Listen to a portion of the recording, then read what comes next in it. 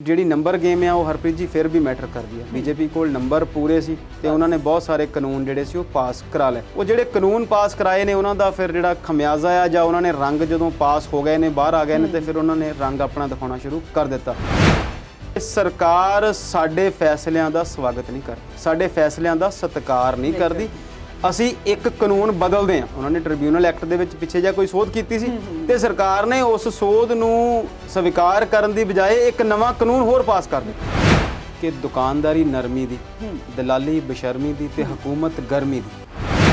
ਦੇਖੋ, ਸਰਕਾਰ ਦੀ ਤੁਲਨਾ ਕਿਸੇ ਸ਼ੈਤਾਨ ਨਾਲ ਕਰ ਦੇਣੀ ਸਰਕਾਰ ਨੂੰ ਇਹ ਗੱਲ ਚੁੱਭਦੀ ਹੈ, ਪਰ ਸਾਨੂੰ ਇਹ ਸੋਚਣਾ ਪਵੇਗਾ ਸਰਕਾਰ ਨੂੰ ਕਿ ਜਦੋਂ ਤੁਸੀਂ ਪਬਲਿਕ ਫਿਗਰ ਹੋ, ਇਹ ਕੋਈ ਪਰਸਨਲ ਅਟੈਕ ਤਾਂ ਹੈ ਨਹੀਂ ਕਿ ਕਿਸੇ ਨੇ ਅੰਮ੍ਰਿਤ ਨੂੰ ਜਾਂ ਕਿਸੇ ਨੇ ਹਰਪ੍ਰੀਤ ਨੂੰ ਜਾਂ ਕਿਸੇ ਨੇ ਕਿਸੇ ਹੋਰ ਬਾਈ ਨੇਮ ਕਿਸੇ ਨੂੰ ਕੁਝ ਕਿਹਾ। ਉਹ ਤਾਂ ਅਹੁਦੇ ਤੇ ਬੈਠੇ ਬੰਦੇ ਦੀ ਗੱਲ ਹੈ। ਉਹਨਾਂ ਨੇ ਲੋਕਾਂ ਦੇ ਵਿੱਚ ਇਹ ਗੱਲ ਫੈਲਾ ਦਿੱਤੀ ਕਿ ਸਰਕਾਰ ਹੀ ਦੇਸ਼ ਹੈ। ਜੇਕਰ ਮੈਂ ਸਰਕਾਰ ਨੂੰ ਬੁਰਾ ਕਹਿ ਰਿਹਾ ਤੇ ਉਹ ਭਾਰਤ ਦੇ ਖਿਲਾਫ ਦੇਸ਼ ਧਰੋਹ ਕਿਵੇਂ ਹੋਇਆ? ਜੇ ਅਸੀਂ ਕਹੀਏ ਵੀ ਜੈ ਸ਼੍ਰੀ ਰਾਮ ਕਹੋ ਤਾਂ ਸਾਰੀ ਦੁਨੀਆ ਜੈ ਸ਼੍ਰੀ ਰਾਮ ਕਹੇ, ਜੇ ਅਸੀਂ ਕਹੀਏ ਵੀ ਹਰ ਹਰ ਮਹਾਦੇਵ ਕਹੀਏ ਤੇ ਸਾਰੀ ਦੁਨੀਆ ਹਰ ਹਰ ਮਹਾਦੇਵ ਕਹੇ। ਤੇ ਹੁਣ ਸੁਖਬੀਰ ਸਿੰਘ ਬਾਦਲ ਫੇਰ ਕਹਿ ਰਹੇ ਨੇ ਕਿ ਅਸੀਂ 10 ਲੱਖ ਨੌਕਰੀਆਂ ਦੇਵਾਂਗੇ ਤੇ ਅੱਜ ਇੱਕ ਚੁਟਕਲਾ ਕਹਿ ਰਿਹਾ ਸੀ, ਕਹਿੰਦੇ ਉਹ ਯਾਰ ਸੁਖਬੀਰ ਸਿੰਘ ਬਾਦਲ ਤੇ ਬੜਾ ਭੋਲਾ। ਉਹ ਕਹਿੰਦਾ, ਦੂਜਾ ਕਹਿੰਦਾ ਕੀ ਹੋਇਆ? ਉਹ ਕਹਿੰਦਾ ਇਹ ਹੁਣ ਕਹਿੰਦਾ ਅਸੀਂ 10 ਲੱਖ ਨੌਕਰੀਆਂ ਦੇਣੀਆਂ, ਨੌਕਰੀਆਂ ਤੇ ਕੈਪਟਨ ਨੇ ਪਹਿਲਾਂ ਹੀ ਘਰ ਘਰ ਦੇਤੀਆਂ। ਜਦੋਂ ਤੁਹਾਡਾ ਸਾਰਾ ਜ਼ੋਰ ਤੇ ਇਸ ਗੱਲ 'ਚ ਲੱਗਾ ਹੋਇਆ ਸੀਗਾ ਕਿ ਤੁਸੀਂ ਮੰਦਿਰ ਕਿੱਥੇ ਬਣਾਉਣਾ ਆ ਤੇ ਤੁਸੀਂ ਲੋਕਾਂ ਨੂੰ ਪਾੜਨਾ ਕਿੱਦਾਂ ਆ ਤੇ ਲੋਕਾਂ ਦੇ ਜਿਹੜੇ ਆ ਕਰੋਨਾ ਦੇ ਜਿਹੜੇ ਅੰਕੜੇ ਆ ਉਹਨਾਂ ਨੂੰ ਛੁਪਾਉਣਾ ਕਿੱਦਾਂ ਆ। ਤਰਦੀਆਂ ਹੋਈਆਂ ਲਾਸ਼ਾਂ ਨੂੰ ਤੁਸੀਂ ਤਰਦੇ ਹੋਏ ਕੱਪੜੇ ਦੱਸਿਆ।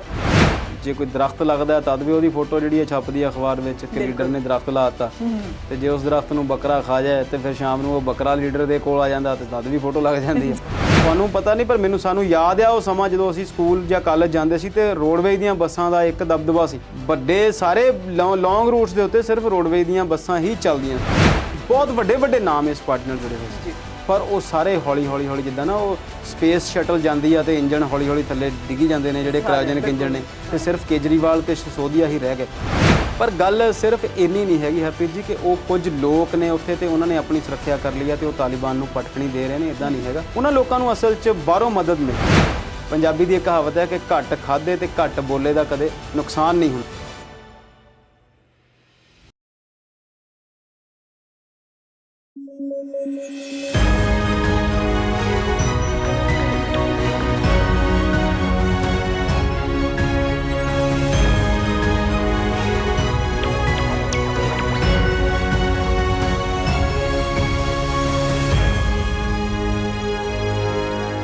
ਸਤਿ ਸ਼੍ਰੀ ਅਕਾਲ। ਪੰਜਾਬੀ ਨੈਸ਼ਨਲ ਟੀਵੀ ਦੇਖ ਰਹੇ ਸਾਰੇ ਦਰਸ਼ਕਾਂ ਦਾ ਸਵਾਗਤ ਹੈ। ਸਾਡੇ ਆਲੇ ਦੁਆਲੇ ਪਲ ਪਲ ਕੁਝ ਘਟਨਾਵਾਂ ਵਾਪਰਦੀਆਂ ਨੇ ਤੇ ਫਿਰ ਉਹ ਘਟਨਾਵਾਂ ਖਬਰਾਂ ਦਾ ਰੂਪ ਧਾਰਨ ਕਰਦੀਆਂ ਨੇ। ਇਹਨਾਂ ਖਬਰਾਂ ਤੇ ਚਰਚਾ ਕਰਨ ਲਈ ਲੈ ਕੇ ਹਾਜ਼ਰ ਹਾਂ ਪ੍ਰੋਗਰਾਮ ਵਿਚਾਰ ਚਰਚਾ। ਅਫਗਾਨਿਸਤਾਨ ਦੀ ਕੀ ਹੈ ਸਥਿਤੀ? ਸੁਪਰੀਮ ਕੋਰਟ ਕਿਉਂ ਹੈ ਨਾਰਾਜ਼?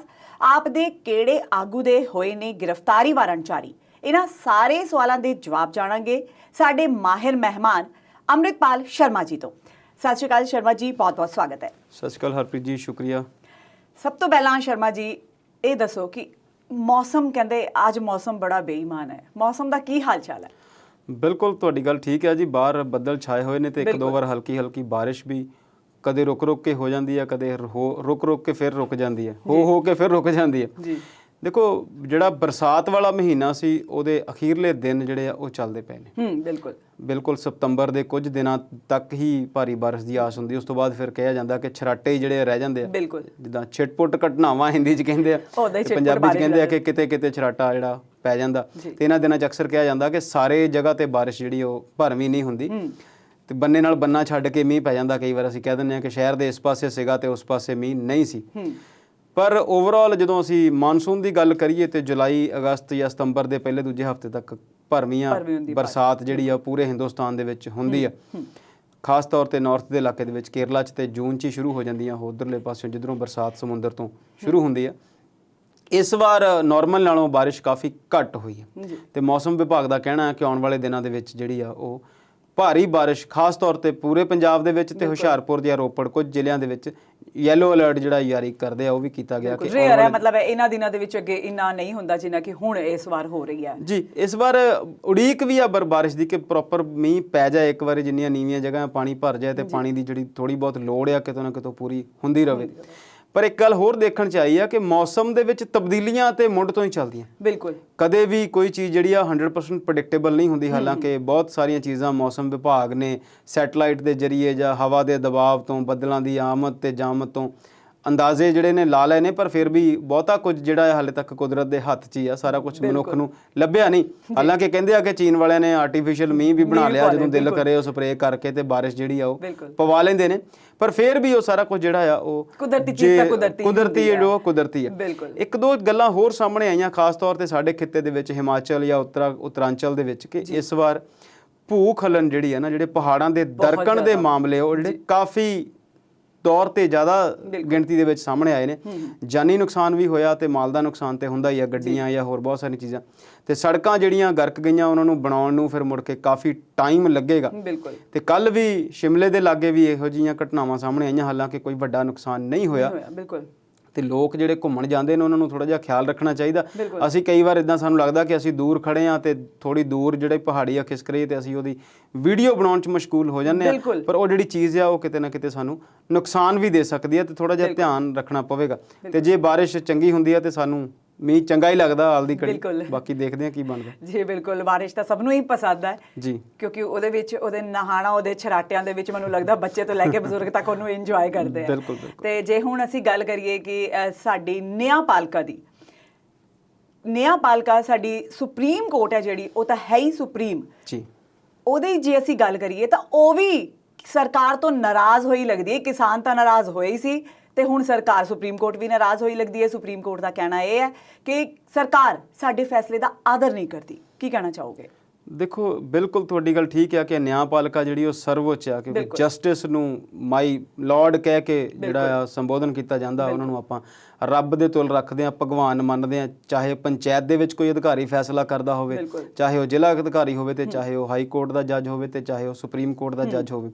ਜਦੋਂ ਇੱਕ ਸਮੱਸਿਆ ਤੁਹਾਡੇ ਸਾਹਮਣੇ ਆਉਂਦੀ ਆ, ਦੋ ਧਿਰਾਂ ਆਪਸ ਦੇ ਵਿੱਚ ਲੜਦੀਆਂ ਨੇ ਜਾਂ ਦੋ ਵਿਚਾਰਾਂ ਦਾ ਟਕਰਾਅ ਹੁੰਦਾ, ਤੇ ਜਿਹੜੀ ਗੱਲ ਸਹੀ ਹੋਵੇ ਉਹਨੂੰ, ਜਿਹੜਾ ਸਹੀ ਕਵੇ ਉਹਨੂੰ ਫਿਰ ਅਸੀਂ ਜੱਜ ਮੰਨਦੇ ਹਾਂ, ਤੇ ਉਹਦੇ ਲਈ ਜਿਹੜੀ ਆ ਬੜੀ ਇੱਜ਼ਤ, ਬੜਾ ਮਾਨ ਸਨਮਾਨ ਉਹਦੇ ਲਈ ਰੱਖਿਆ ਜਾਂਦਾ।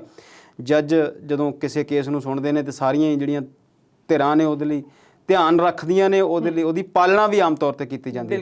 ਕਿਸੇ ਵੀ ਤਰ੍ਹਾਂ ਦਾ ਫੈਸਲਾ ਜਦੋਂ ਜੱਜ ਵੱਲੋਂ ਦੇ ਦਿੱਤਾ ਜਾਂਦਾ, ਹਾਲਾਂਕਿ ਉਹਦੀ ਸੁਣਵਾਈ ਲਈ ਫਿਰ ਅਗਲੀ ਕੋਰਟ ਹੁੰਦੀ ਆ, ਲੋਅਰ ਕੋਰਟ ਤੋਂ ਸੈਸ਼ਨ ਕੋਰਟ ਆ, ਸੈਸ਼ਨ ਕੋਰਟ ਤੋਂ ਹਾਈ ਕੋਰਟ ਆ, ਹਾਈ ਕੋਰਟ ਤੋਂ ਸੁਪਰੀਮ ਕੋਰਟ ਆ, ਪਰ ਕੋਈ ਵੀ ਧਿਰ ਉਸ ਫੈਸਲੇ ਨੂੰ ਗਲਤ ਨਹੀਂ ਕਹਿੰਦੀ, ਸਿਰਫ ਉਹਦੇ ਲਈ ਅੱਗੇ ਸੁਣਵਾਈ ਜਿਹੜੀ ਆ ਉਹ ਰੱਖੀ ਜਾਂਦੀ ਹੈ। ਤੇ ਸਾਡੇ ਜਿਹੜੇ ਆਮ ਤੌਰ ਤੇ ਸਿਆਸਤਦਾਨ ਜਾਂ ਆਮ ਲੋਕ ਵੀ ਹਰ ਚੀਜ਼ ਦੇ ਖਿਲਾਫ ਬੋਲਦੇ ਸੁਣੇ ਜਾਂਦੇ ਨੇ, ਪਰ ਅਦਾਲਤਾਂ ਦੇ ਖਿਲਾਫ ਕਦੇ ਕੋਈ ਬੋਲਦਾ ਸੁਣਿਆ ਨਹੀਂ ਜਾਂਦਾ।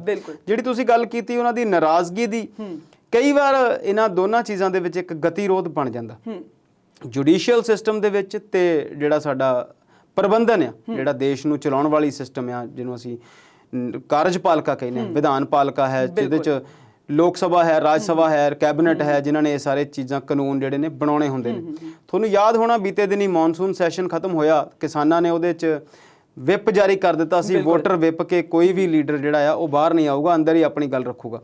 ਪਰ ਜਿਹੜੀ ਨੰਬਰ ਗੇਮ ਆ ਉਹ ਹਰਪ੍ਰੀਤ ਜੀ ਫਿਰ ਵੀ ਮੈਟਰ ਕਰਦੀ ਹੈ। ਬੀਜੇਪੀ ਕੋਲ ਨੰਬਰ ਪੂਰੇ ਸੀ ਤੇ ਉਹਨਾਂ ਨੇ ਬਹੁਤ ਸਾਰੇ ਕਾਨੂੰਨ ਜਿਹੜੇ ਸੀ ਉਹ ਪਾਸ ਕਰਾ ਲਏ। ਉਹ ਜਿਹੜੇ ਕਾਨੂੰਨ ਪਾਸ ਕਰਾਏ ਨੇ ਉਹਨਾਂ ਦਾ ਫਿਰ ਜਿਹੜਾ ਖਮਿਆਜ਼ਾ ਆ, ਜਾਂ ਉਹਨਾਂ ਨੇ ਰੰਗ ਜਦੋਂ ਪਾਸ ਹੋ ਗਏ ਨੇ, ਬਾਹਰ ਆ ਗਏ ਨੇ, ਤੇ ਫਿਰ ਉਹਨਾਂ ਨੇ ਰੰਗ ਆਪਣਾ ਦਿਖਾਉਣਾ ਸ਼ੁਰੂ ਕਰ ਦਿੱਤਾ। ਇਹਨਾਂ ਦੇ ਵਿੱਚ ਹੀ ਇੱਕ ਐਕਟ ਸੀ, ਟ੍ਰਿਬਿਊਨਲ ਰਿਫਾਰਮਸ ਐਕਟ, ਜਿਹਦੇ ਅਧੀਨ ਸਰਕਾਰ ਨੇ ਕੁਝ ਆਪਣੇ ਕੋਲ ਪਾਵਰਾਂ ਵਧਾ ਲਈਆਂ ਸੀਗੀਆਂ ਟ੍ਰਿਬਿਊਨਲਸ ਦੇ ਕਾਰਜ ਪ੍ਰਣਾਲੀ ਨੂੰ ਚੇਂਜ ਕਰਨ ਲਈ। ਜੇ ਆਪਾਂ ਉਸ ਤੋਂ ਇਸ ਸਵਾਲ ਦੀ ਡਿਸਕਸ਼ਨ ਤੋਂ ਜਾਂ ਐਕਸਪਲੇਨੇਸ਼ਨ ਤੋਂ ਪਹਿਲਾਂ ਅਸੀਂ ਗੱਲ ਕਰੀਏ ਕਿ ਟ੍ਰਿਬਿਊਨਲਸ ਕੀ ਨੇ। ਟ੍ਰਿਬਿਊਨਲਸ ਆਪਣੇ ਆਪ ਦੇ ਵਿੱਚ ਹੀ ਅਦਾਲਤਾਂ ਨੇ।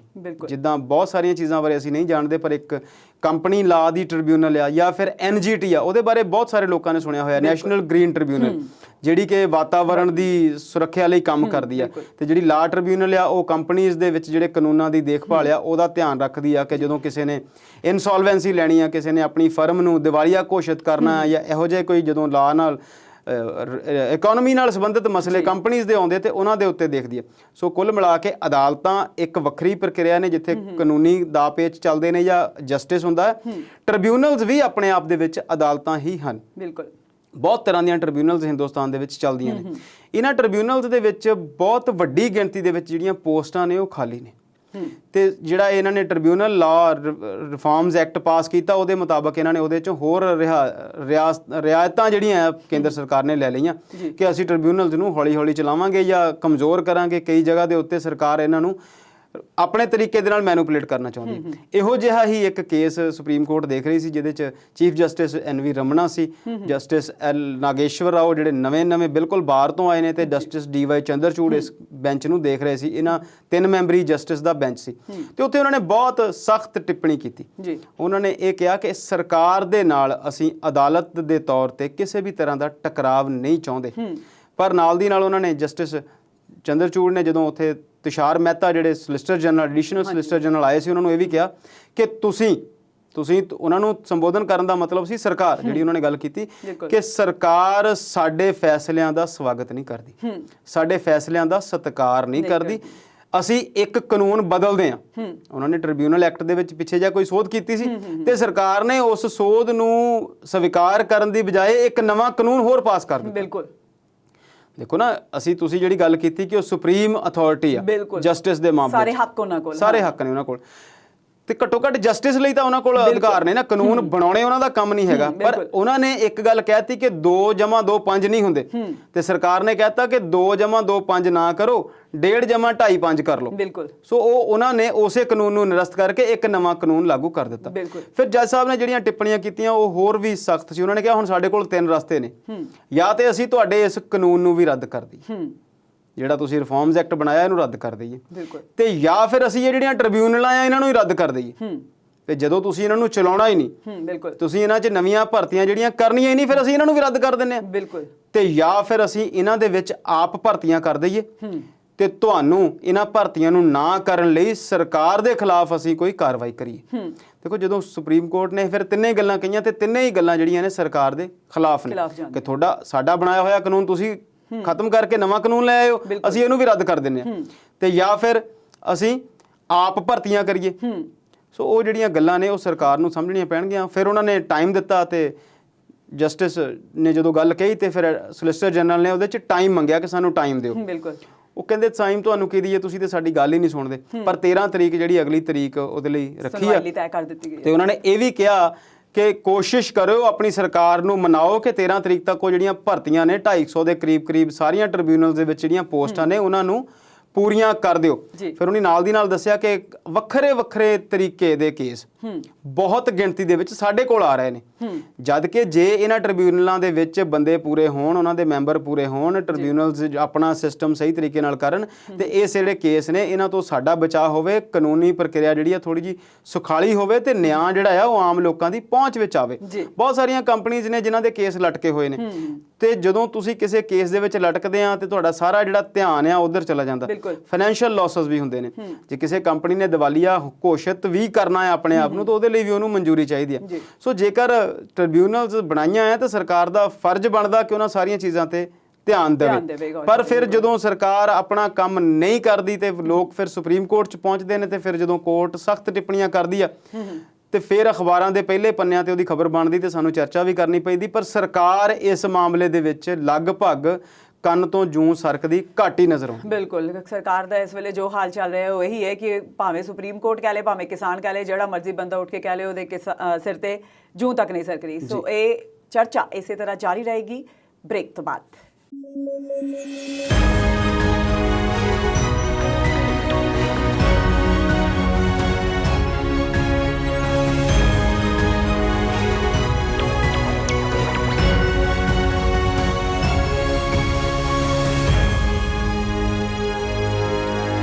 ਬ੍ਰੇਕ ਤੋਂ ਬਾਅਦ ਸਵਾਗਤ ਹੈ। ਸ਼ਰਮਾ ਜੀ, ਬ੍ਰੇਕ ਤੋਂ ਪਹਿਲਾਂ ਅਸੀਂ ਗੱਲ ਕਰ ਰਹੇ ਸੀ ਕਿ ਜਿਹੜੀ ਸੁਪਰੀਮ ਕੋਰਟ ਹੈ ਉਹ ਕੇਂਦਰ ਸਰਕਾਰ ਤੇ ਸਖਤ ਹੋਈ ਹੈ ਤੇ ਨਾਰਾਜ਼ ਵੀ ਹੋਈ ਹੈ, ਤੇ ਸ਼ਾਇਦ ਕੁਝ ਸਖਤ ਫੈਸਲੇ ਸੁਪਰੀਮ ਕੋਰਟ ਨੂੰ ਵੀ ਲੈਣੇ ਪੈਂਦੇ ਨੇ। ਹੁਣ ਸਿੰਘੂ ਬਾਰਡਰ ਖੋਲਣ ਲਈ, ਜੋ ਕਿ ਕਿਸਾਨੀ ਅੰਦੋਲਨ ਕਰਕੇ ਬੰਦ ਪਿਆ ਹੈ ਤੇ ਲੋਕਾਂ ਨੇ ਪਟੀਸ਼ਨ ਪਾਈ ਹੈ, ਕੁਝ ਲੋਕਾਂ ਨੇ, ਕਿ ਸਿੰਘੂ ਬਾਰਡਰ ਖੋਲਿਆ ਜਾਵੇ, ਤੇ ਉਸ ਪਟੀਸ਼ਨ ਨੂੰ ਸੁਪਰੀਮ ਕੋਰਟ ਨੇ ਸਿਰੇ ਤੋਂ ਖਾਰਜ ਕਰ ਦਿੱਤਾ ਹੈ। ਕੀ ਕਹਿਣਾ ਚਾਹੋਗੇ? ਦੇਖੋ, ਤੁਹਾਡੀ ਗੱਲ ਬਿਲਕੁਲ ਤੁਸੀਂ ਦੱਸੀ ਕਿ ਸੁਪਰੀਮ ਕੋਰਟ ਨੂੰ ਸਖਤ ਫੈਸਲੇ ਲੈਣੇ ਪੈਂਦੇ ਨੇ ਜੀ।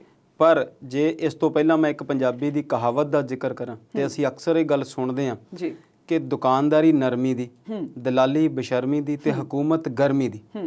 ਜੇਕਰ ਇੱਕ ਦੁਕਾਨਦਾਰ ਹੈ ਉਹਨੇ ਆਪਣੇ ਕਸਟਮਰਸ ਨੂੰ ਇੱਕ ਲੈਵਲ ਤੱਕ ਸੈਟੀਸਫੈਕਸ਼ਨ ਦੇਣੀ ਆ ਤੇ ਉਹਨੇ ਉਹਨਾਂ ਨੂੰ ਕੁਝ ਸਮਾਨ ਵੇਚਣਾ ਆ ਤੇ ਉਹਨੂੰ ਬਹੁਤ ਨਰਮਾਈ ਨਾਲ ਪੇਸ਼ ਆਉਣਾ ਪਵੇਗਾ ਕਸਟਮਰ ਦੇ ਹੱਦ ਤੱਕ ਜਾ ਕੇ ਉਹ ਤੁਹਾਨੂੰ ਕੁਝ ਕੱਪੜਾ ਫੇਰ ਹੀ ਵੇਚ ਸਕੇਗਾ ਜੇਕਰ ਤੁਸੀਂ ਤੁਹਾਨੂੰ ਪਹਿਲਾਂ ਪੋਲਾਈਟਲੀ ਆਪਣੀ ਗੱਲ ਨਾਲ ਕਨਵਿੰਸ ਕਰੇ। ਤੇ ਇਸੇ ਤਰੀਕੇ ਨਾਲ ਜੇ ਇੱਕ ਬੰਦਾ ਕਮਿਸ਼ਨ ਦਾ ਕੰਮ ਕਰਦਾ ਉਹਨੇ ਦੋਨਾਂ ਧਿਰਾਂ ਨੂੰ ਵਿਚੋਲਗੀ ਕਰਨੀ ਆ, ਦੋਨੋਂ ਪਾਸੇ ਕੋਈ ਗੱਲ ਉੱਧਰ ਜਾ ਕੇ ਸਮਝਾਉਣੀ ਆ ਕੋਈ ਉੱਧਰ ਜਾ ਕੇ ਸਮਝਾਉਣੀ ਆ ਤੇ ਉਹਨੂੰ ਥੋੜਾ ਜਿਹਾ ਬੇਸ਼ਰਮ ਹੋਣਾ ਪੈਂਦਾ। ਪੰਜਾਬੀ ਦੀ ਕਹਾਵਤ ਹੈ। ਬਿਲਕੁਲ। ਤੇ ਨਾਲ ਹੀ ਨਾਲੇ ਕਿਹਾ ਜਾਂਦਾ ਕਿ ਹਕੂਮਤ ਗਰਮੀ ਦੀ, ਜੇਕਰ ਤੁਸੀਂ ਹਕੂਮਤ ਕਰਨੀ ਆ, ਤੁਸੀਂ ਕਿਸੇ ਚੀਜ਼ ਨੂੰ ਰੂਲਿੰਗ ਕਰ ਰਹੇ ਆ, ਫਿਰ ਤੁਹਾਨੂੰ ਸਖਤ ਫੈਸਲੇ ਲੈਣੇ ਪੈਣਗੇ, ਤੁਹਾਨੂੰ ਤਲਖ ਫੈਸਲੇ ਲੈਣੇ ਪੈਣਗੇ। ਉਹ ਵਕਤੀ ਤੌਰ ਤੇ ਹੋ ਸਕਦਾ ਆ ਕਿ ਲੋਕਾਂ ਨੂੰ ਚੰਗੇ ਨਾ ਲੱਗਣ, ਪਰ ਉਹ ਲੌਂਗ ਰਨ ਦੇ ਵਿੱਚ ਲੋਕਾਂ ਦੇ ਭਲੇ ਲਈ ਹੁੰਦੇ ਨੇ। ਇਹ ਗੱਲ ਸੀ। ਹੁਣ ਤੁਸੀਂ ਗੱਲ ਕੀਤੀ ਸਿੰਘੂ ਬਾਰਡਰ ਨੂੰ ਲੈ ਕੇ ਇੱਕ ਪਟੀਸ਼ਨ ਸੁਪਰੀਮ ਕੋਰਟ ਕੋਲ ਆਈ ਤੇ ਉਹਨਾਂ ਨੇ ਉਸ ਪਟੀਸ਼ਨ ਨੂੰ ਖਾਰਜ ਕਰ ਦਿੱਤਾ। ਬਿਲਕੁਲ ਜਸਟਿਸ ਡੀ.ਵਾਈ. ਚੰਦਰਚੂੜ, ਜਸਟਿਸ ਹਿਮਾ ਕੋਹਲੀ ਤੇ ਜਸਟਿਸ ਵਿਕਰਮਨਾਥ ਦੀ ਬੈਂਚ ਨੇ ਇਸ ਪਟੀਸ਼ਨ ਨੂੰ ਸੁਣਿਆ ਤੇ ਉਹਨਾਂ ਨੇ ਉਸ ਪਟੀਸ਼ਨ ਕਰਤਾ ਜਿਹੜੇ ਸੋਨੀਪਤ ਦੇ ਕੁਝ ਲੋਕ ਸੀ ਜਿਨ੍ਹਾਂ ਨੇ ਕਿਹਾ ਸੀਗਾ ਕਿ ਸਾਡੇ ਸ਼ਹਿਰ ਤੋਂ ਦਿੱਲੀ ਨੂੰ ਜਾਣਾ ਜਾਂ ਆਉਣ ਲਈ ਜਿਹੜਾ ਰਸਤਾ ਆ ਉਹ ਪਿਛਲੇ 9-10 ਮਹੀਨੇ ਤੋਂ ਬੰਦ ਪਿਆ ਤੇ ਸਾਨੂੰ ਬੜੀ ਸਮੱਸਿਆ ਹੁੰਦੀ ਹੈ, ਲੋਕਾਂ ਨੂੰ ਪ੍ਰੋਬਲਮਸ ਦਾ ਸਾਹਮਣਾ ਕਰਨਾ ਪੈ ਰਿਹਾ, ਜਿਹੜਾ ਰਸਤਾ ਖੋਲ੍ਹਿਆ ਜਾਵੇ ਤੇ ਸੁਪਰੀਮ ਕੋਰਟ ਦੇ ਵਿੱਚ ਦਖਲ ਦੇਵੇ।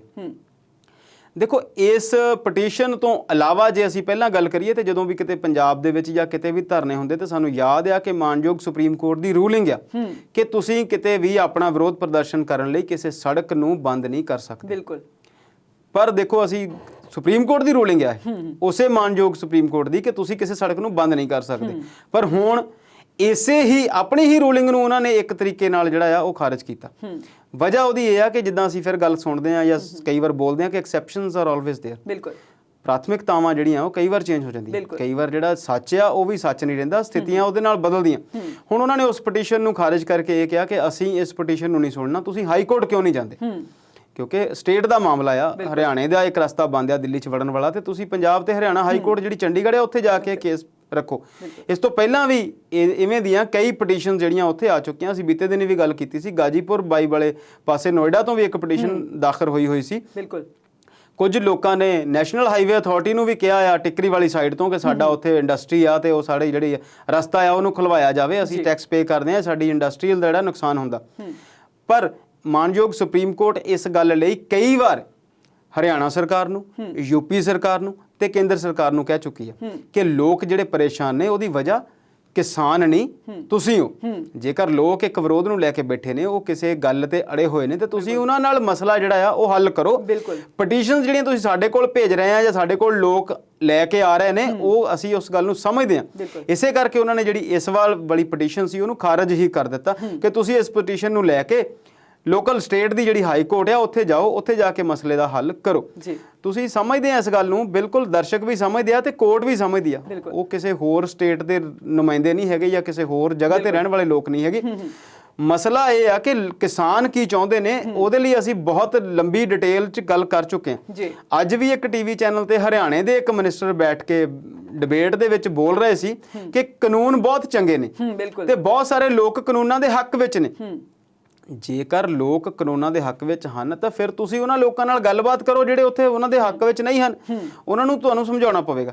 ਸੋ ਸੁਪਰੀਮ ਕੋਰਟ ਨੇ ਜਿਹੜੀ ਪਟੀਸ਼ਨ ਖਾਰਜ ਕੀਤੀ ਆ, ਉਹਨਾਂ ਨੇ ਬਿਲਕੁਲ ਇਹੀ ਗੱਲ ਕਹੀ ਆ ਕਿ ਅਸੀਂ ਇਸ ਮਾਮਲੇ ਦੇ ਵਿੱਚ ਸਿੱਧਾ ਤੌਰ ਤੇ ਦਖਲ ਨਹੀਂ ਦੇ ਸਕਦੇ ਕਿਉਂਕਿ ਇਹ ਮਸਲਾ ਕਾਨੂੰਨ ਦਾ ਨਾ ਹੋ ਕੇ ਸਰਕਾਰ ਦਾ ਮਸਲਾ। ਜੀ ਬਿਲਕੁਲ ਸ਼ਰਮਾ ਜੀ, ਅੱਜ ਕੱਲ੍ਹ ਯੂਪੀ ਹੈ ਜਿਹੜਾ ਉਹ ਵੀ ਕਾਫੀ ਸੁਰਖੀਆਂ ਦੇ ਵਿੱਚ ਛਾਇਆ ਹੋਇਆ ਹੈ। ਕਦੀ ਕਿਸਾਨਾਂ ਤੇ ਲਾਠੀਚਾਰਜ ਹੋ ਰਿਹਾ, ਕਦੀ ਕੁਝ ਹੋ ਰਿਹਾ ਤੇ ਅੱਜ ਨਵੀਂ ਖਬਰ ਇੱਕ ਸਾਡੇ ਸਾਹਮਣੇ ਆਈ ਹੈ ਕਿ ਯੂਪੀ ਦੇ ਜਿਹੜੇ ਸਾਬਕਾ ਰਾਜਪਾਲ ਸੀ ਉਹਨਾਂ ਤੇ ਦੇਸ਼ ਧਰੋਹ ਦਾ ਮਾਮਲਾ ਦਰਜ ਕਰ ਲਿਆ ਗਿਆ। ਕੀ ਇਹ ਸਾਰਾ ਮਾਮਲਾ? ਜੀ ਹਰਪ੍ਰੀਤ ਜੀ, ਤੁਸੀਂ ਜਿਹਨਾਂ ਦੀ ਗੱਲ ਕੀਤੀ ਉਹਨਾਂ ਦਾ ਨਾਮ ਅਜ਼ੀਜ਼ ਕੁਰੈਸ਼ੀ ਆ। ਉਹ ਕਾਂਗਰਸ ਦੇ ਸੀਨੀਅਰ ਲੀਡਰ ਰਹਿ ਚੁੱਕੇ ਨੇ ਜੀ। 81 ਸਾਲ ਦੀ ਉਮਰ ਆ। ਮਿਜ਼ੋਰਮ ਦੇ ਵੀ ਉਹ ਰਾਜਪਾਲ ਰਹੇ ਕਾਫੀ ਲੰਬੇ ਸਮੇਂ ਤੱਕ ਤੇ ਕੁਝ ਸਮੇਂ ਲਈ ਉਹ ਯੂਪੀ ਦੇ ਰਾਜਪਾਲ ਵੀ ਰਹੇ। ਅੱਜ ਕੱਲ੍ਹ ਉਹ ਸਿਆਸਤ ਤੋਂ ਲਗਭਗ ਰਿਟਾਇਰ ਨੇ। ਬੀਤੇ ਦਿਨੀ ਉਹ ਲਖਨਊ ਗਏ ਸੀ ਆਜ਼ਮ ਖਾਨ ਨੂੰ ਮਿਲਣ, ਉਹਨਾਂ ਨਾਲ ਉਹਨਾਂ ਦਾ ਕੋਈ ਗੱਲਬਾਤ ਸੀ। ਉੱਥੇ ਉਹਨਾਂ ਨੇ ਕੁਝ ਬਿਆਨ ਦਿੱਤਾ ਸੀ ਤੇ ਉਹਨਾਂ ਨੇ ਇਹ ਗੱਲ ਕਹੀ ਸੀ ਕਿ ਸਰਕਾਰਾਂ ਨੂੰ ਜਾਂ ਯੋਗੀ ਆਦਿੱਤਿਆਨਾਥ ਜਾਂ ਯੂਪੀ ਦੇ ਮੁੱਖ ਮੰਤਰੀ ਨੂੰ ਲੈ ਕੇ ਉਹਨਾਂ ਨੇ ਕਿਹਾ ਸੀਗਾ ਕਿ ਇਹ ਖੂਨ ਪੀਣ ਵਾਲੇ ਸ਼ੈਤਾਨ ਨੇ। ਸਿੱਧਾ ਹਾਲਾਂਕਿ ਨਾਮ ਨਹੀਂ ਲਿਆ ਸੀ, ਪਰ ਗੱਲ ਉਹਨਾਂ ਨੇ ਜਿਹੜੀ ਆ ਉਹ ਇਹੋ ਜਿਹੀ ਹੀ ਕੀਤੀ ਸੀ ਜੋ ਅਸੀਂ ਅਖਬਾਰਾਂ 'ਚ ਦੇਖਿਆ ਜਾਂ ਜੋ ਉਹਨਾਂ ਦਾ ਬਿਆਨ ਬਾਰੇ ਥੋੜ੍ਹਾ ਬਹੁਤ ਸੁਣਿਆ। ਤੇ ਉਹਨਾਂ ਦੇ ਉੱਤੇ ਇੱਕ ਜਿਹੜਾ ਮਾਮਲਾ ਦਰਜ ਕੀਤਾ ਗਿਆ ਯੂਪੀ ਪੁਲਿਸ ਵੱਲੋਂ ਉਹ ਦੇਸ਼ ਧਰੋਹ ਦਾ ਆ ਜੀ। ਤੇ ਅਸੀਂ ਜਾਣਦੇ ਹਾਂ ਕਿ UAPA ਤੇ ਇਹੋ ਜਿਹੇ ਮਾਮਲਿਆਂ ਦੇ ਉੱਤੇ ਕਿੰਨੀ ਕੁ ਚਰਚਾ ਅਸੀਂ ਕਰ ਚੁੱਕੇ ਹਾਂ, ਕਿੰਨੀਆਂ ਕੁ ਵੱਖ-ਵੱਖ ਕੋਰਟਸ ਕਰ ਚੁੱਕੀਆਂ ਤੇ ਅੰਕੜੇ ਵੀ ਦੱਸਦੇ ਆ ਕਿ ਪਿਛਲੇ ਸਾਲਾਂ ਦੇ ਵਿੱਚ ਹਜ਼ਾਰਾਂ ਹੀ ਮਾਮਲੇ ਦਰਜ ਹੋਏ ਤੇ ਮੁੜ ਕੇ ਹਜ਼ਾਰਾਂ ਹੀ ਜਿਹੜੇ ਉਹ ਕੈਂਸਲ ਹੋਏ। ਕਨਵਿਕਸ਼ਨ ਬਹੁਤ ਗਿਣਤੀ ਦੇ ਮਾਮਲਿਆਂ 'ਚ ਹੋਈ ਤੇ ਮੁੜ ਕੇ ਸਜ਼ਾ ਤਾਂ ਜਿਹੜੀ ਆ ਉਹ ਹਾਲੇ ਤੱਕ ਕਿਸੇ ਨੂੰ ਵੀ ਨਹੀਂ ਮਿਲੀ। ਬਿਲਕੁਲ। ਜਦੋਂ ਇਹੋ ਜਿਹੇ ਮਾਮਲਿਆਂ ਦੀ ਫਿਰ ਅਸੀਂ ਬਹਿਸ ਸੁਣਦੇ ਹਾਂ ਤੇ ਉੱਥੇ ਇਹ ਕਿਹਾ ਜਾਂਦਾ ਕਿ ਇਹ ਤਾਂ ਬੋਲਣ ਦੀ ਆਜ਼ਾਦੀ ਹੈ। ਦੇਖੋ, ਸਰਕਾਰ ਦੀ ਤੁਲਨਾ ਕਿਸੇ ਸ਼ੈਤਾਨ ਨਾਲ ਕਰ ਦੇਣੀ, ਸਰਕਾਰ ਨੂੰ ਇਹ ਗੱਲ ਚੁੱਭਦੀ ਆ, ਪਰ ਸਾਨੂੰ ਇਹ ਸੋਚਣਾ ਪਵੇਗਾ ਸਰਕਾਰ ਨੂੰ ਕਿ ਜਦੋਂ ਤੁਸੀਂ ਪਬਲਿਕ ਫਿਗਰ ਹੋ, ਇਹ ਕੋਈ ਪਰਸਨਲ ਅਟੈਕ ਤਾਂ ਹੈ ਨਹੀਂ ਕਿ ਕਿਸੇ ਨੇ ਅੰਮ੍ਰਿਤ ਨੂੰ ਜਾਂ ਕਿਸੇ ਨੇ ਹਰਪ੍ਰੀਤ ਨੂੰ ਜਾਂ ਕਿਸੇ ਨੇ ਕਿਸੇ ਹੋਰ ਬਾਈ ਨੇਮ ਕਿਸੇ ਨੂੰ ਕੁਝ ਕਿਹਾ, ਉਹ ਤਾਂ ਅਹੁਦੇ ਤੇ ਬੈਠੇ ਬੰਦੇ ਦੀ ਗੱਲ ਹੈ। ਬਿਲਕੁਲ। ਜਦੋਂ ਟਰੰਪ ਪ੍ਰਧਾਨ ਮੰਤਰੀ ਆ, ਟਰੰਪ ਜਦੋਂ ਰਾਸ਼ਟਰਪਤੀ ਆ ਅਮਰੀਕਾ ਦਾ, ਤੇ ਉਹਨੂੰ ਲੋਕਾਂ ਨੇ ਜੋ ਕਿਹਾ ਉਹ ਇੱਕ ਅਹੁਦਾ ਆ, ਉਹ ਇੱਕ ਕੁਰਸੀ ਆ ਜਿਹਦੇ ਤੇ ਇੱਕ ਬੰਦਾ 4 ਸਾਲ ਲਈ ਬੈਠਾ। ਉੱਥੇ ਪਰਸਨਲ ਟਰੀਟ ਨਹੀਂ ਹੈਗਾ, ਉਹ ਤੇ ਉਸ ਅਹੁਦੇ ਦੇ ਅਨੁਸਾਰ ਜੋ ਲੋਕ ਸਮਝਦੇ ਨੇ। ਜੇ ਅਸੀਂ ਯੂਪੀ ਦੀ ਹੀ ਗੱਲ ਕਰੀਏ ਤੇ 20 ਕਰੋੜ ਤੋਂ ਜ਼ਿਆਦਾ ਆਬਾਦੀ ਆ, 20 ਕਰੋੜ ਤੋਂ ਵੱਧ ਲੋਕਾਂ ਨੂੰ ਤੁਸੀਂ ਡਿਲੀਵਰੀ ਦੇਣੀ ਆ ਸ਼ਾਸਨ ਦੀ। ਤੁਸੀਂ ਉੱਥੇ ਸ਼ਾਸਨ, ਪ੍ਰਸ਼ਾਸਨ, ਤੰਤਰ, ਸਿਸਟਮ, ਨੌਕਰੀਆਂ, ਬੇਰੁਜ਼ਗਾਰੀ, ਖਾਣਾ, ਬਿਜਲੀ, ਸੜਕਾਂ, ਇੰਨੀਆਂ ਚੀਜ਼ਾਂ ਤੁਹਾਡੇ ਕੋਲ ਨੇ ਜਿਹੜੀਆਂ ਤੁਸੀਂ ਦੇਣੀਆਂ ਨੇ। ਤੇ ਇਹ ਗੱਲ ਬਿਲਕੁਲ ਦਰੁਸਤ ਆ ਕਿ ਤੁਸੀਂ ਉਹ 100% ਡਿਲੀਵਰ ਨਹੀਂ ਕਰ ਪਾਉਂਦੇ, ਪਰ ਤੁਸੀਂ ਪਾਸ ਮਾਰਕਸ ਤਾਂ ਕਿਤੇ ਨਾ ਕਿਤੇ ਲੈਂਦੇ ਹੋਵੋਗੇ ਨਾ, ਕੁਛ ਹੱਦ ਤੱਕ ਤਾਂ ਲੋਕਾਂ ਨੂੰ ਸੰਤੁਸ਼ਟ ਕਰਦੇ ਆ।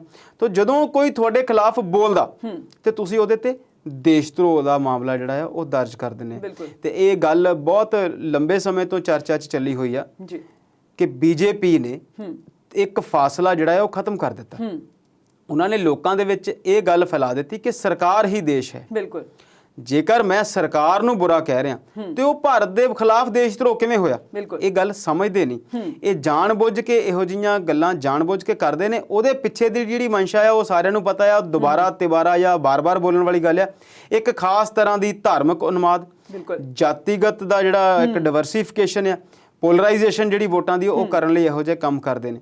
ਤੇ ਫਿਰ ਉਹਨਾਂ ਨੇ, ਹਾਲਾਂਕਿ ਬਾਅਦ ਵਿੱਚ ਉਹਨਾਂ ਰਾਜਪਾਲ ਸਾਹਿਬ ਨੇ ਜਿਹੜੇ ਰਿਟਾਇਰਡ ਨੇ, ਉਹਨਾਂ ਨੇ ਵੀ ਕਿਹਾ ਕਿ ਮੈਂ ਇਹੋ ਜਿਹਾ ਕੁਝ ਕਿਸੇ ਵੀ ਵਿਅਕਤੀ ਵਿਸ਼ੇਸ਼ ਦੇ ਖਿਲਾਫ ਨਹੀਂ ਕਿਹਾ ਸੀ, ਮੈਂ ਸਿਰਫ ਤੁਹਾਡੇ ਸਿਸਟਮ ਦੇ ਉੱਤੇ ਇੱਕ ਚੋਟ ਕੀਤੀ ਆ, ਤੁਹਾਨੂੰ ਨਹੀਂ ਚੰਗੀ ਲੱਗੀ ਤੇ ਤੁਸੀਂ ਪਰਚਾ ਦਰਜ ਕਰ ਦਿੱਤਾ। ਬਿਲਕੁਲ, ਕਿਸੇ ਨੂੰ ਵੀ ਹੱਕ ਹੈ ਕਿ ਸਿਸਟਮ ਤੇ ਚੋਟ ਕਰਨ ਦਾ ਜਾਂ ਜੋ ਵੀ ਕੁਝ ਗਲਤ ਹੋ ਰਿਹਾ ਉਹਦੇ ਤੇ ਬੋਲਣ ਦੀ ਆਜ਼ਾਦੀ ਕਿੱਥੇ ਗਈ? ਬਿਲਕੁਲ ਜੀ। ਪਰ ਇਹ ਗੱਲ ਹੋਈ ਹੈ ਨਾ ਜੀ ਕਿ ਬੋਲਣ ਦੀ ਆਜ਼ਾਦੀ, ਇਹ ਜਦੋਂ ਇਹਦੀ ਫਿਰ ਅਸੀਂ ਗੱਲ ਕਰਦੇ ਹਾਂ, ਇੱਕ ਵਿਦਵਾਨ ਇਹ ਵੀ ਕਹਿੰਦੇ ਨੇ ਕਿ BJP ਚਾਹੁੰਦੀ ਆ ਕਿ ਪੂਰੇ ਦਾ ਪੂਰਾ ਭਾਰਤ ਜਿਹੜਾ ਆ ਉਹਨੂੰ ਅਸੀਂ ਇੱਕ ਖਾਸ ਤਰ੍ਹਾਂ ਦੇ ਸਮਾਜ ਦੇ ਵਿੱਚ ਬਦਲ ਦਈਏ ਜਿੱਥੇ ਸਾਡੇ ਖਿਲਾਫ ਕੋਈ ਨਾ ਹੋਵੇ। ਬਿਲਕੁਲ। ਜੋ ਸਾਨੂੰ ਇੰਟਰਨੈਸ਼ਨਲ ਅਥਾਰਟੀਜ਼ ਕਹਿਣ ਅਸੀਂ ਉਹ ਕਰੀਏ, ਜੋ ਸਾਨੂੰ ਵੱਡੇ ਕਾਰਪੋਰੇਟਸ ਕਹਿਣ ਅਸੀਂ ਉਹ ਕਰੀਏ, ਤੇ ਅਸੀਂ ਅੱਗੇ ਜੋ ਫੈਸਲਾ ਜਿਹੜਾ ਸੁਣਾਈਏ। ਜੇ ਅਸੀਂ ਕਹੀਏ ਵੀ ਜੈ ਸ਼੍ਰੀ ਰਾਮ ਕਹੋ ਤਾਂ ਸਾਰੀ ਦੁਨੀਆ ਜੈ ਸ਼੍ਰੀ ਰਾਮ ਕਵੇ, ਜੇ ਅਸੀਂ ਕਹੀਏ ਵੀ ਹਰ ਹਰ ਮਹਾਦੇਵ ਕਹੀਏ ਤੇ ਸਾਰੀ ਦੁਨੀਆ ਹਰ ਹਰ ਮਹਾਦੇਵ ਕਵੇ। ਸੋ ਦੇਖੋ, ਸਾਡਾ ਕਿਸੇ ਧਰਮ ਵਿਸ਼ੇਸ਼ ਨਾਲ ਕੋਈ ਗੱਲ ਨਹੀਂ, ਪਰ ਜੋ ਸਰਕਾਰ ਦੀ ਨੀਤੀ ਆ, ਜੋ ਸਰਕਾਰ ਦੀ ਮਨਸ਼ਾ ਆ, ਉਹ ਬਿਲਕੁਲ ਸਾਰੇ ਸਮਾਜ ਨੂੰ ਇੱਕ ਖਾਸ ਤਰੀਕੇ ਦੇ ਨਾਲ ਪਰਿਵਰਤਿਤ ਕਰਨ ਦੀ, ਬਦਲਣ ਦੀ ਜਿਹੜੀ ਉਹ ਨੀਤੀ ਆ। ਪਰ ਇਦਾਂ ਕਦੇ ਵੀ ਹੋ ਨਹੀਂ ਸਕਦਾ, ਇਹ ਸੰਭਵ ਨਹੀਂ ਹੈਗਾ। ਸੋ ਇਹੋ ਜਿਹੇ ਜਿਹੜੇ ਮਾਮਲੇ ਨੇ ਉਹ ਫਿਰ ਮੁੜ ਕੇ ਜਦੋਂ ਇਹਨਾਂ ਮਾਮਲਿਆਂ ਨੂੰ ਲੈ ਕੇ ਤੁਸੀਂ ਕੋਰਟ 'ਚ ਜਾਣਾ ਆ, ਤੇ ਬੀਤੇ ਦਿਨੀ ਉਹ JNU ਵਾਲੇ ਕੇਸ ਦੀ ਅਸੀਂ ਤਫਸੀਲ ਕੀਤੀ ਸੀ ਕਿ ਕੋਰਟ ਨੇ ਕਿਹਾ ਕਿ ਜੋ ਕੁਝ ਤੁਸੀਂ ਸਾਨੂੰ ਸੁਣਾਇਆ, ਜੋ ਕੁਝ ਤੁਸੀਂ ਸਾਨੂੰ ਦੱਸਿਆ, ਤੁਹਾਡੀ ਜਿਹੜੀ ਜਾਂਚ ਆ ਪੁਲਿਸ ਦੀ, ਦਿੱਲੀ ਪੁਲਿਸ ਵੱਲੋਂ ਕੀਤੀ ਹੋਈ ਜਾਂਚ, ਉਹ ਤਾਂ ਕਿਸੇ ਫਿਲਮ ਦੀ ਕਹਾਣੀ ਲੱਗਦੀ ਹੈ। ਬਿਲਕੁਲ, ਉਹ ਆਪੇ ਸਵਾਲਾਂ ਦੇ ਘੇਰੇ 'ਚ ਆ ਜਾਂਦੇ ਆ ਉਲਟਾ। ਬਿਲਕੁਲ। ਜੇ ਅਸੀਂ ਗੱਲ ਕਰ ਰਹੇ, ਤੁਸੀਂ ਹੁਣੇ ਸ਼ਰਮਾ ਜੀ ਇਹ ਗੱਲ ਕਹੀ ਹੈ ਕਿ ਵੀ ਜਦੋਂ ਕੁਰਸੀ ਤੇ ਬੈਠ ਜਾਂਦੇ ਨੇ ਲੋਕ ਤਾਂ ਫਿਰ ਜਵਾਬਦੇਹੀ ਹੁੰਦੀ ਹੈ ਉਹਨਾਂ ਦੀ। ਤੇ ਜੇ ਅਸੀਂ ਗੱਲ ਕਰ ਲਈਏ ਯੂਪੀ ਦੇ ਮੁੱਖ ਮੰਤਰੀ ਯੋਗੀ ਆਦਿੱਤਿਆਨਾਥ ਦੀ, ਤੇ ਯੋਗੀ ਆਦਿੱਤਿਆਨਾਥ ਨੂੰ ਵੀ ਨੌਜਵਾਨਾਂ ਨੇ ਘੇਰਿਆ। ਉਹਨਾਂ ਨੇ ਕਿਹਾ ਕਿ ਸਾਨੂੰ ਨੌਕਰੀਆਂ ਕਿੱਥੇ ਗਈਆਂ ਜਿਹੜੀਆਂ ਇੰਨੀਆਂ ਗੱਲਾਂ ਕੀਤੀਆਂ ਜਾਂਦੀਆਂ ਨੇ ਉਹਦੇ ਬਾਰੇ, ਤੇ ਕਿਧਰੇ ਨਾ ਕਿਧਰੇ ਯੋਗੀ ਆਦਿੱਤਿਆਨਾਥ ਬਚਦੇ ਨਜ਼ਰ ਆਏ ਨੇ। ਕੀ ਕਹਿਣਾ ਚਾਹੋਗੇ? ਬਿਲਕੁਲ ਜੀ, ਤੁਹਾਡਾ ਜਿਹੜਾ ਅਗਲਾ ਸਵਾਲ ਹੈ ਹਰਪ੍ਰੀਤ ਜੀ, ਉਹ ਵੀ ਯੂਪੀ ਨਾਲ ਜੁੜਿਆ ਹੋਇਆ। ਜੀ ਬਿਲਕੁਲ। ਗੋਰਖਪੁਰ ਜਿੱਥੋਂ ਦੇ ਉਹ MP ਰਹੇ ਨੇ, ਤੇ ਹੁਣ ਉੱਥੋਂ ਹੀ ਹਾਲੇ ਵੀ ਉਸ ਮੱਠ ਦੇ ਇੱਕ ਦੇ ਅਧੀਕਸ਼ਕ ਨੇ ਉਹ ਯੋਗੀ ਆਦਿੱਤਿਆਨਾਥ ਜੀ। ਹਾਲਾਂਕਿ ਉਹ ਬਿਲੋਂਗ ਉੱਤਰਾਖੰਡ ਨੂੰ ਕਰਦੇ ਨੇ। ਉੱਥੇ ਇੱਕ ਕਾਲਜ ਦੇ ਵਿੱਚ ਕਿਸੇ ਫੰਕਸ਼ਨ ਦੇ ਵਿੱਚ ਗਏ ਸੀ, ਤੇ ਉੱਥੇ ਨੌਜਵਾਨਾਂ ਨੇ ਉਹਨਾਂ ਨੂੰ ਸਾਫ਼-ਸਾਫ਼ ਹੀ ਸਵਾਲ ਕੀਤਾ ਵੀ ਤੁਸੀਂ ਇਹ ਉਦਘਾਟਨ ਲਈ ਜਾਂ ਇੱਥੇ ਤਾਂ ਆਏ ਆ, ਪਰ ਜਿਹੜੀਆਂ ਤੁਸੀਂ ਨੌਕਰੀਆਂ ਦਾ ਵਾਅਦਾ ਕੀਤਾ ਸੀ ਉਹ ਨੌਕਰੀਆਂ ਕਿੱਥੇ ਨੇ? ਬਿਲਕੁਲ। ਦੇਖੋ, ਮੈਂ ਇਸ ਸਵਾਲ ਨੂੰ ਜਾਂ ਇਸ ਪੂਰੀ ਜਿਹੜੀ ਕਹਾਣੀ ਆ ਜਾਂ ਇਹ ਜਿਹੜੀ ਘਟਨਾਕ੍ਰਮ ਆ, ਇਹਨੂੰ ਵੀ ਫਿਰ ਕਿਸਾਨ ਅੰਦੋਲਨ ਨਾਲ ਜੋੜ ਕੇ ਦੇਖਦਾ ਜੀ ਕਿ ਲੋਕਾਂ ਦੇ ਵਿੱਚ ਜਿਹੜੀ ਚੇਤਨਤਾ ਆ ਉਹ ਵਧੀ ਆ। ਬਿਲਕੁਲ। ਹਾਲਾਂਕਿ ਉਹਨਾਂ ਦੀਆਂ ਸਮੱਸਿਆਵਾਂ ਜਿਹੜੀਆਂ ਆ ਉਹਦੀ ਵਜ੍ਹਾ ਸਿਰਫ ਔਰ ਸਿਰਫ ਇਹ 5 ਸਾਲ ਦੀ ਸਰਕਾਰ ਨਹੀਂ ਹੈਗੀ, ਪਰ ਫਿਰ ਵੀ ਲੋਕਾਂ ਨੇ ਸਵਾਲ ਪੁੱਛਣੇ ਜਿਹੜੇ ਆ ਉਹ ਸ਼ੁਰੂ ਕੀਤੇ ਨੇ। ਕੋਰੋਨਾ ਦੇ ਦੌਰਾਨ 2 ਸਾਲ 1.5 ਸਾਲ ਤੱਕ ਲੋਕ ਜਿੰਨੇ ਪਰੇਸ਼ਾਨ ਰਹੇ, ਜਿੰਨੀ ਗਿਣਤੀ ਦੇ ਵਿੱਚ ਲੋਕਾਂ ਦੀਆਂ ਨੌਕਰੀਆਂ ਗਵਾਚੀਆਂ, ਤੇ ਜਿਵੇਂ ਦੀਆਂ ਇਹ ਵਾਅਦੇ ਕਰਕੇ ਸਰਕਾਰਾਂ ਬਣਾਉਂਦੀਆਂ ਨੇ ਸਰਕਾਰਾਂ ਜਦੋਂ ਚੋਣਾਂ ਦੇ ਵਿੱਚ ਵਾਅਦੇ ਕਰਦੀਆਂ ਨੇ ਮੈਨੀਫੈਸਟੋ ਦਿੰਦੀਆਂ ਨੇ ਕਿ ਅਸੀਂ ਮੋਦੀ ਸਾਹਿਬ ਨੇ ਕਿਹਾ ਸੀਗਾ ਕਿ ਹਰ ਸਾਲ ਅਸੀਂ 1 ਕਰੋੜ ਨੌਕਰੀ ਦੇਵਾਂਗੇ। ਬਿਲਕੁਲ। ਪੰਜਾਬ ਦੇ ਮੁੱਖ ਮੰਤਰੀ ਨੇ ਕਿਹਾ ਸੀ ਕਿ ਅਸੀਂ 10 ਸਾਲ ਹਰ ਘਰ ਨੌਕਰੀ ਦੇਵਾਂਗੇ ਤੇ ਹੁਣ ਸੁਖਬੀਰ ਸਿੰਘ ਬਾਦਲ ਫੇਰ ਕਹਿ ਰਹੇ ਨੇ ਕਿ ਅਸੀਂ 10 ਲੱਖ ਨੌਕਰੀਆਂ ਦੇਵਾਂਗੇ ਤੇ ਅੱਜ ਇੱਕ ਚੁਟਕਲਾ ਕਹਿ ਰਿਹਾ ਸੀ, ਕਹਿੰਦੇ ਉਹ ਯਾਰ ਸੁਖਬੀਰ ਸਿੰਘ ਬਾਦਲ ਤੇ ਬੜਾ ਭੋਲਾ। ਉਹ ਕਹਿੰਦਾ ਦੂਜਾ ਕਹਿੰਦਾ ਕੀ ਹੋਇਆ? ਉਹ ਕਹਿੰਦਾ ਇਹ ਹੁਣ ਕਹਿੰਦਾ ਅਸੀਂ 10 ਲੱਖ ਨੌਕਰੀਆਂ ਦੇਣੀਆਂ, ਨੌਕਰੀਆਂ ਤੇ ਕੈਪਟਨ ਨੇ ਪਹਿਲਾਂ ਹੀ ਘਰ ਘਰ ਦੇਤੀਆਂ। ਬਿਲਕੁਲ। ਸੋ ਉਹ ਫਿਰ ਜਿਹੜੀ ਤੁਸੀਂ ਹੁਣ ਸਵਾਲ ਪੁੱਛਿਆ ਕਿ ਉਹਦੇ ਚ ਯੋਗੀ ਆਦਿੱਤਿਆਨਾਥ ਫਿਰ ਉਸ ਸਵਾਲ ਤੋਂ ਬਚਦੇ ਨਜ਼ਰ ਆਏ। ਬਿਲਕੁਲ। ਬਚਣਾ ਹੀ ਪੈਣਾ ਜਦੋਂ ਤੁਹਾਡਾ ਸਾਰਾ ਜ਼ੋਰ ਤੇ ਇਸ ਗੱਲ 'ਚ ਲੱਗਾ ਹੋਇਆ ਸੀਗਾ ਕਿ ਤੁਸੀਂ ਮੰਦਿਰ ਕਿੱਥੇ ਬਣਾਉਣਾ ਆ ਤੇ ਤੁਸੀਂ ਲੋਕਾਂ ਨੂੰ ਪਾੜਨਾ ਕਿੱਦਾਂ ਆ ਤੇ ਲੋਕਾਂ ਦੇ ਜਿਹੜੇ ਆ ਕਰੋਨਾ ਦੇ ਜਿਹੜੇ ਅੰਕੜੇ ਆ ਉਹਨਾਂ ਨੂੰ ਛੁਪਾਉਣਾ ਕਿੱਦਾਂ ਆ ਤੇ ਤਰਦੀਆਂ ਹੋਈਆਂ ਲਾਸ਼ਾਂ ਨੂੰ ਤੁਸੀਂ ਤਰਦੇ ਹੋਏ ਕੱਪੜੇ ਦੱਸਿਆ। ਜਦੋਂ ਤੁਹਾਡਾ ਕੰਮ ਦੇ ਵਿੱਚ ਤਾਂ ਤੁਸੀਂ ਟਾਈਮ ਲਾਇਆ ਨਹੀਂ, ਸਮਾਂ ਬੀਤ ਗਿਆ, ਉਦਘਾਟਨ ਕਰਨ ਲਈ ਤੁਸੀਂ ਆ ਗਏ ਤੇ ਹੁਣ ਤੁਸੀਂ ਜਦੋਂ ਲੋਕੀ ਸਵਾਲ ਪੁੱਛਦੇ ਆ ਫਿਰ ਬਚਣਾ ਹੀ ਆ। ਜਦੋਂ ਤੁਸੀਂ ਨਹੀਂ ਸਹੀ ਤਰੀਕੇ ਨਾਲ ਕੰਮ ਕੀਤਾ, ਅਸੀਂ ਕਲਾਸ 'ਚ ਜਾਂਦੇ ਸੀ ਜਦੋਂ ਹੋਮਵਰਕ ਨਹੀਂ ਕੀਤਾ ਹੁੰਦਾ ਤੇ ਫਿਰ ਡੰਡੇ ਖਾਣ ਤੋਂ ਬਚਣਾ ਹੀ ਸੀ ਕਿਸੇ ਨਾ ਕਿਸੇ ਤਰੀਕੇ, ਪਰ ਇਹ ਬਚਿਆ ਨਹੀਂ ਜਾਣਾ। ਅਸਲ ਦੇ ਵਿੱਚ ਸਰਕਾਰਾਂ ਦਾ ਜਿਹੜਾ ਕੰਮ ਹੈ ਉਹ ਸਰਕਾਰਾਂ ਨੂੰ ਕਰਨਾ ਪੈਣਾ। ਬਿਲਕੁਲ। ਜਿਹੜੇ ਚੋਣਾਂ ਵੇਲੇ ਸਰਕਾਰਾਂ ਜਿਹੜੇ ਮੈਨੀਫੈਸਟੋ ਦਿੰਦੀਆਂ ਨੇ, ਜਿਹੜੇ ਵਾਅਦੇ ਦਿੰਦੀਆਂ ਨੇ, ਉਹਨਾਂ ਨੂੰ ਪੂਰਾ ਕਰਨਾ ਉਹਨਾਂ ਦਾ ਫਰਜ਼ ਤਾਂ ਜ਼ਰੂਰ ਹੈ। ਚਰਚਾ ਇਸੇ ਤਰ੍ਹਾਂ ਜਾਰੀ ਰੱਖਾਂਗੇ, ਪਰ ਹੁਣ ਵੇਲਾ ਹੋ ਗਿਆ ਇੱਕ ਬ੍ਰੇਕ ਦਾ।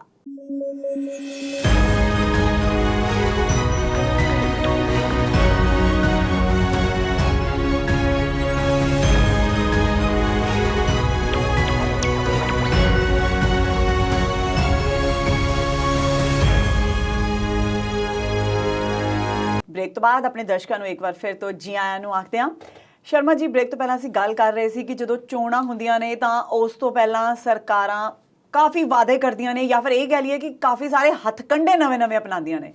ਤੇ ਹੁਣ ਪੰਜਾਬ ਸਰਕਾਰ ਦੀ ਜੇ ਗੱਲ ਕਰੀਏ ਤਾਂ ਇੱਕ ਹੋਰ ਅਸੀਂ ਕਹੀਏ ਬਟਾਲੇ ਨੂੰ ਉਹਨਾਂ ਨੇ ਕਿਹਾ ਕਿ ਅਸੀਂ ਜ਼ਿਲ੍ਹਾ ਬਣਾਉਣਾ। ਤੁਹਾਨੂੰ ਲੱਗਦਾ ਹੈ ਵੀ ਸਾਰਾ ਕੁਝ ਮਾਮਲਾ ਰਾਜਨੀਤੀ ਤੋਂ ਪ੍ਰੇਰਿਤ ਹੈ? ਦੇਖੋ ਜੀ, ਰਾਜਨੀਤੀ ਤੋਂ ਬਿਨਾਂ ਧਰਤੀ ਤੇ ਹੁੰਦਾ ਹੀ ਨਹੀਂ ਕੁਝ ਹੋਰ। ਇੱਥੇ ਜੇ ਕੋਈ ਦਰਖਤ ਲੱਗਦਾ ਤਦ ਵੀ ਉਹਦੀ ਫੋਟੋ ਜਿਹੜੀ ਹੈ ਛਪਦੀ ਹੈ ਅਖਬਾਰ ਵਿੱਚ ਕਿ ਲੀਡਰ ਨੇ ਦਰਖਤ ਲਾ ਦਿੱਤਾ, ਤੇ ਜੇ ਉਸ ਦਰਖਤ ਨੂੰ ਬੱਕਰਾ ਖਾ ਜਾਏ ਤੇ ਫਿਰ ਸ਼ਾਮ ਨੂੰ ਉਹ ਬੱਕਰਾ ਲੀਡਰ ਦੇ ਕੋਲ ਆ ਜਾਂਦਾ ਤੇ ਤਦ ਵੀ ਫੋਟੋ ਲੱਗ ਜਾਂਦੀ ਹੈ।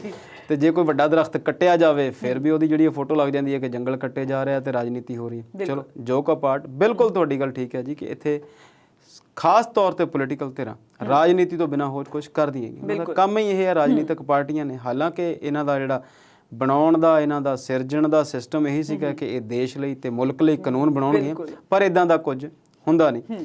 ਜੇਕਰ ਅਸੀਂ ਇਸ ਜ਼ਿਲ੍ਹਾ, ਜਿਹਨੂੰ ਤੁਸੀਂ ਜ਼ਿਲ੍ਹਾ ਬਣਾਉਣ ਦੀ ਗੱਲ ਕਰੀ ਆ, ਬਟਾਲਾ ਦੀ ਗੱਲ ਕਰੀਏ ਤੇ ਮਾਝੇ ਤੋਂ ਅਸੀਂ ਦੇਖਦੇ ਹਾਂ ਕਿ ਬਹੁਤ ਦਿਨਾਂ ਤੋਂ ਸਿਆਸਤ ਦਾ ਜਿਹੜਾ ਰੇੜਕਾ ਉਹ ਵਧਿਆ ਹੋਇਆ। ਪ੍ਰਤਾਪ ਸਿੰਘ ਬਾਜਵਾ ਪਿਛਲੇ 4.5 ਸਾਲ ਕੈਪਟਨ ਤੋਂ ਦੂਜੇ ਪਾਸੇ ਖੜੇ ਦਿਖੇ, ਲੀਕ ਤੋਂ ਕੈਪਟਨ ਦਾ ਵਿਰੋਧ ਕਰਦੇ ਨਜ਼ਰ ਆਏ। ਪੰਜਾਬ ਕਾਂਗਰਸ ਦੇ ਪ੍ਰਧਾਨ ਵੀ ਰਹੇ ਤੇ ਮੁੱਖ ਮੰਤਰੀ ਵੀ ਬਣਨਾ ਚਾਹੁੰਦੇ ਸੀ। ਜਿੱਦਾਂ ਕੈਪਟਨ ਸਾਹਿਬ ਪਟਿਆਲੇ 'ਚ ਨੇ, ਇਦਾਂ ਹੀ ਬਾਜਵਾ ਸਾਹਿਬ ਗੁਰਦਾਸਪੁਰ 'ਚ ਨੇ। ਵੱਡੀ ਹਸਤੀ ਨੇ, ਵੱਡਾ ਚਿਹਰਾ ਨੇ, ਰਾਜ ਸਭਾ ਦੇ ਮੈਂਬਰ ਵੀ ਨੇ ਤੇ ਆਪਣੀ ਗੱਲ ਬੇਬਾਕੀ ਨਾਲ ਰੱਖਦੇ ਵੀ ਨੇ ਤੇ ਇੰਟੈਲੈਕਚੁਅਲ ਵੀ ਨੇ। ਪਰ ਕੈਪਟਨ ਸਾਹਿਬ ਨਾਲ ਉਹਨਾਂ ਦੀ ਜਿਹੜੀ ਠਿੱਬੀ ਲੱਗੀ ਨਹੀਂ ਤੇ ਕੈਪਟਨ ਸਾਹਿਬ ਉਹਨਾਂ ਤੋਂ ਦੂਜੇ ਪਾਸੇ ਖੜੇ ਰਹੇ ਤੇ ਕਈ ਵਾਰ ਉਹਨਾਂ ਨੇ ਚਿੱਠੀਆਂ ਲਿਖੀਆਂ ਤੇ ਉਹਨਾਂ ਨੇ ਕਹਿਤਾ ਕਿ ਇਹ ਕਿਹੜੀ ਚਿੱਠੀ ਆ, ਮੈਨੂੰ ਨਹੀਂ ਪਤਾ, ਜਦੋਂ ਮੈਨੂੰ ਮਿਲੂਗੀ ਮੈਂ ਦੇਖ ਲਊਂਗਾ। ਜਿਵੇਂ ਉਹਨਾਂ ਦਾ ਕੈਪਟਨ ਸਾਹਿਬ ਦਾ ਜਿਹੜਾ ਸਿਆਸਤ ਦਾ ਕਰਨ ਦਾ ਤਰੀਕਾ ਆ ਜਾਂ ਉਹਨਾਂ ਦਾ ਆਪਣਾ ਸੁਭਾਅ ਆ। ਪਰ ਫਿਰ ਇੱਕ ਸਮਾਂ ਆਇਆ ਕਿ ਕੈਪਟਨ ਸਾਹਿਬ ਦੇ ਬਹੁਤ ਨੇੜੇ ਸੀ ਜਿਹੜੇ ਹੋਰ ਬਾਜਵਾ ਜੀ, ਤ੍ਰਿਪਤ ਰਜਿੰਦਰ ਬਾਜਵਾ ਤੇ ਸੁਖੀ ਰੰਧਾਵਾ, ਇਹ ਉਸ ਖੇਮੇ 'ਚ ਮੰਨੇ ਜਾਂਦੇ ਸੀ, ਕੈਪਟਨ ਸਾਹਿਬ ਦੇ ਬਹੁਤ ਨੇੜੇ ਸੀ। ਬਹੁਤ ਸਾਰੀਆਂ ਘਟਨਾਵਾਂ ਇਹਨਾਂ ਨੇ ਹੱਲ ਕਰਕੇ ਦਿੱਤੀਆਂ, ਕੈਪਟਨ ਸਾਹਿਬ ਦੇ ਗੁੱਡ ਬੁੱਕਸ ਦੇ ਵਿੱਚ ਸੀਗੇ। ਪਰ ਫਿਰ ਉਹ ਸਿੱਧੂ ਵਾਲਾ ਪ੍ਰਕਰਣ ਹੋਇਆ, ਘਟਨਾਕ੍ਰਮ ਬਦਲਦਾ ਗਿਆ। ਬੇਅਦਬੀ ਵਾਲੇ ਮਸਲੇ ਨੂੰ ਲੈ ਕੇ ਤ੍ਰਿਪਤ ਰਜਿੰਦਰ ਬਾਜਵਾ ਜੀ ਇਮੋਸ਼ਨਲ ਹੋਏ ਜਾਂ ਉਹਨਾਂ ਨੇ ਕਾਫੀ ਤਰੀਕੇ ਨਾਲ ਦੇਖਿਆ ਕਿ ਮਸਲੇ ਹੱਲ ਨਹੀਂ ਹੁੰਦੇ। ਉਹਨਾਂ ਨੇ ਪ੍ਰੈਸ ਕਾਨਫਰੰਸ ਕਰਕੇ ਮੁੱਖ ਮੰਤਰੀ ਨੂੰ ਬਦਲਣ ਤੱਕ ਦੀ ਗੱਲ ਕੀਤੀ। ਹੋਰ ਬਹੁਤ ਸਾਰੀਆਂ ਗੱਲਾਂ ਇਸੇ ਸਿਲਸਿਲੇ ਦੇ ਵਿੱਚ ਹੋਈਆਂ। ਦਰਸ਼ਕ ਇਸ ਗੱਲ ਨੂੰ ਜਾਣਦੇ ਨੇ ਜਿਹੜੇ ਰਾਜਨੀਤੀ ਦੇ ਨਾਲ ਵਾਸਤਾ ਥੋੜਾ ਬਹੁਤ ਰੱਖਦੇ ਨੇ।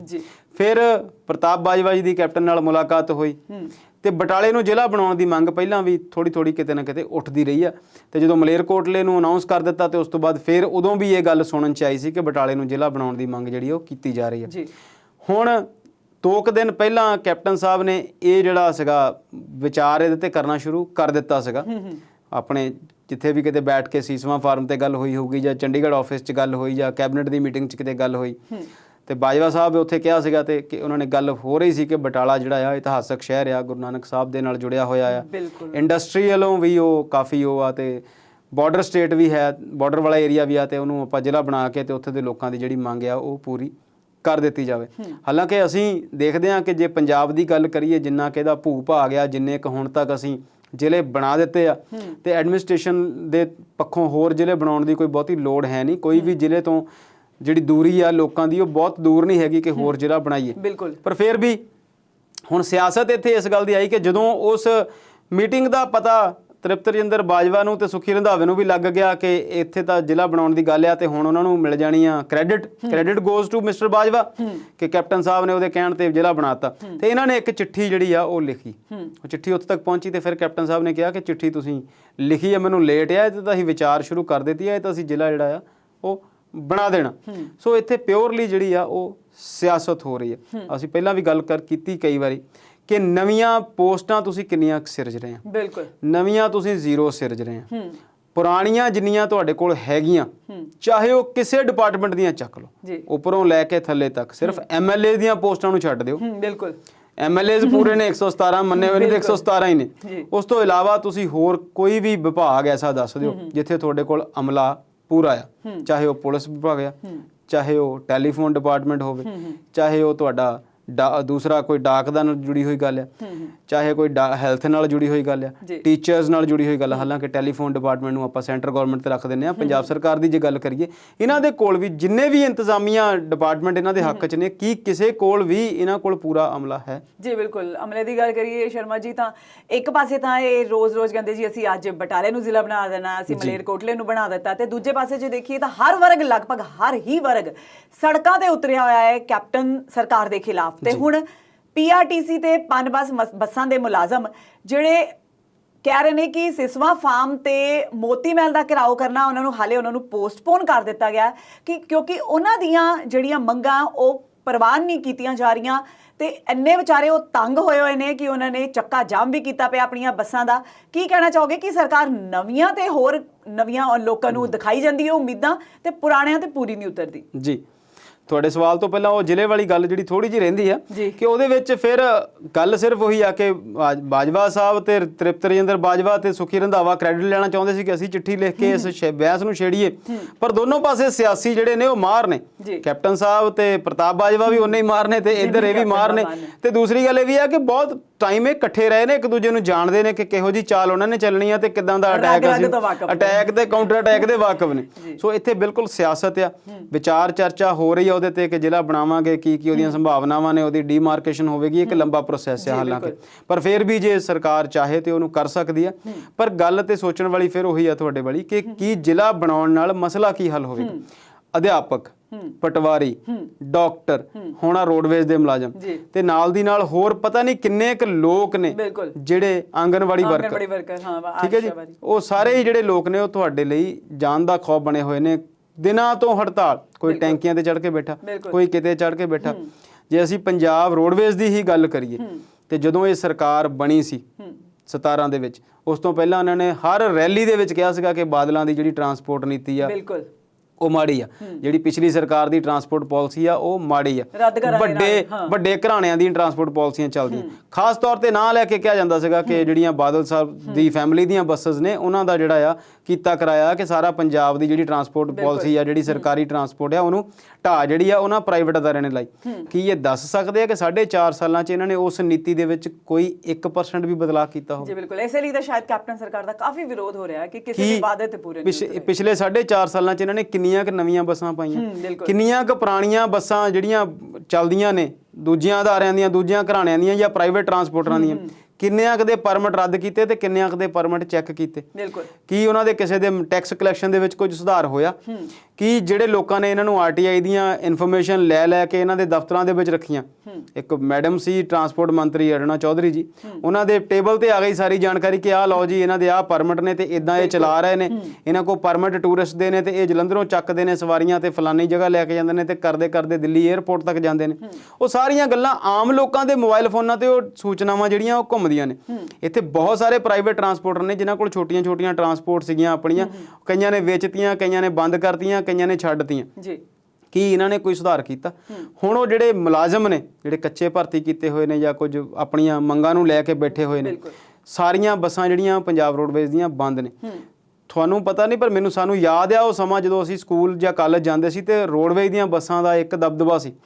ਵੱਡੇ ਸਾਰੇ ਲੌਂਗ ਰੂਟਸ ਦੇ ਉੱਤੇ ਸਿਰਫ ਰੋਡਵੇਜ਼ ਦੀਆਂ ਬੱਸਾਂ ਹੀ ਚੱਲਦੀਆਂ ਸੀ ਹਾਲਾਂਕਿ ਬਹੁਤ ਚੰਗੇ ਹਾਲਾਤ ਉਦੋਂ ਵੀ ਨਹੀਂ ਸੀ, ਹਾਲਾਤਾਂ ਦੇ ਵਿੱਚ ਗਿਰਾਵਟ ਆਉਣੀ ਸ਼ੁਰੂ ਹੋ ਗਈ ਸੀ, ਪਰ ਹੁਣ ਨਾਲੋਂ ਬਹੁਤ ਚੰਗੇ ਸੀ ਜੀ। ਕਿਹਾ ਜਾਂਦਾ ਸੀ ਆਹੀ ਰੋਡਵੇਜ਼ ਦੀ ਲਾਰੀ, ਨਾ ਕੋਈ ਸ਼ੀਸ਼ਾ ਤੇ ਨਾ ਕੋਈ ਬਾਰੀ।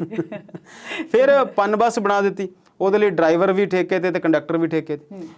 ਕਿਉਂ? ਜਦੋਂ ਕੋਈ ਪ੍ਰਾਈਵੇਟ ਬੰਦਾ ਆਪਣੀਆਂ ਬੱਸ ਸਰਵਿਸ ਚਾਲੂ ਕਰਦਾ ਤੇ ਉਹ ਸਾਲ 2 ਸਾਲ ਦੇ ਵਿੱਚ ਉਹਦੀ ਤਰੱਕੀ ਹੁੰਦੀ ਆ, ਉਹ ਇੱਕ ਬੱਸ ਤੋਂ 2 ਬੱਸਾਂ ਬਣਾਉਂਦੇ ਆ ਜਾਂ 4 ਬਣਾਉਂਦੇ ਨੇ, ਜਾਂ ਟਰਾਂਸਪੋਰਟ ਜਿਹੜੀ ਉਹਨਾਂ ਦੀ ਇੱਕ ਟਰਾਂਸਪੋਰਟ ਖੜੀ ਹੁੰਦੀ ਆ। ਸਰਕਾਰੀ ਅਦਾਰੇ, ਸਟੇਸ਼ਨ ਤੁਹਾਡੇ ਕੋਲ ਆਪਣੇ, ਵਰਕਸ਼ਾਪਸ ਤੁਹਾਡੇ ਕੋਲ ਬਣੀਆਂ ਹੋਈਆਂ, ਅਮਲਾ ਤੁਹਾਡੇ ਕੋਲ ਪੂਰਾ, ਸਾਰੀਆਂ ਸਹੂਲਤਾਂ, ਫਿਰ ਤੁਸੀਂ ਕਿਉਂ ਉਸ ਚੀਜ਼ ਨੂੰ ਗਿਰਾਵਟ ਵੱਲ ਲੈ ਕੇ ਆ ਰਹੇ ਹੋ ਹੌਲੀ ਹੌਲੀ? ਤੁਸੀਂ ਨਵੇਂ ਜ਼ਿਲ੍ਹੇ ਬਣਾਓ, ਕੋਈ ਸ਼ੱਕ ਨਹੀਂ, ਪਰ ਆ ਜਿਹੜੇ ਲੋਕ ਤੁਹਾਡੇ ਲਈ ਰੋ ਰਹੇ ਨੇ, ਜਿਹੜੇ ਆਪਣੀਆਂ ਤਨਖਾਹਾਂ ਦੀ ਮੰਗ ਕਰਕੇ ਬੈਠੇ ਨੇ, ਕਿਸੇ ਨੂੰ ਤੁਸੀਂ ਸਾਲ ਲਈ ਭਰਤੀ ਕਰ ਲਿਆ, ਕਿਸੇ ਨੂੰ 2 ਸਾਲ ਲਈ ਭਰਤੀ ਕਰ ਲਿਆ, ਉਹਦਾ ਰਿਜ਼ਲਟ ਕੀ ਹੈ? ਸੋ ਜਿਹੜੀਆਂ ਚੀਜ਼ਾਂ ਸਰਕਾਰ ਦੇ ਕਰਨ ਦੀਆਂ ਨੇ ਉਹ ਸਰਕਾਰ ਨੂੰ ਕਰਨੀਆਂ ਚਾਹੀਦੀਆਂ ਨੇ।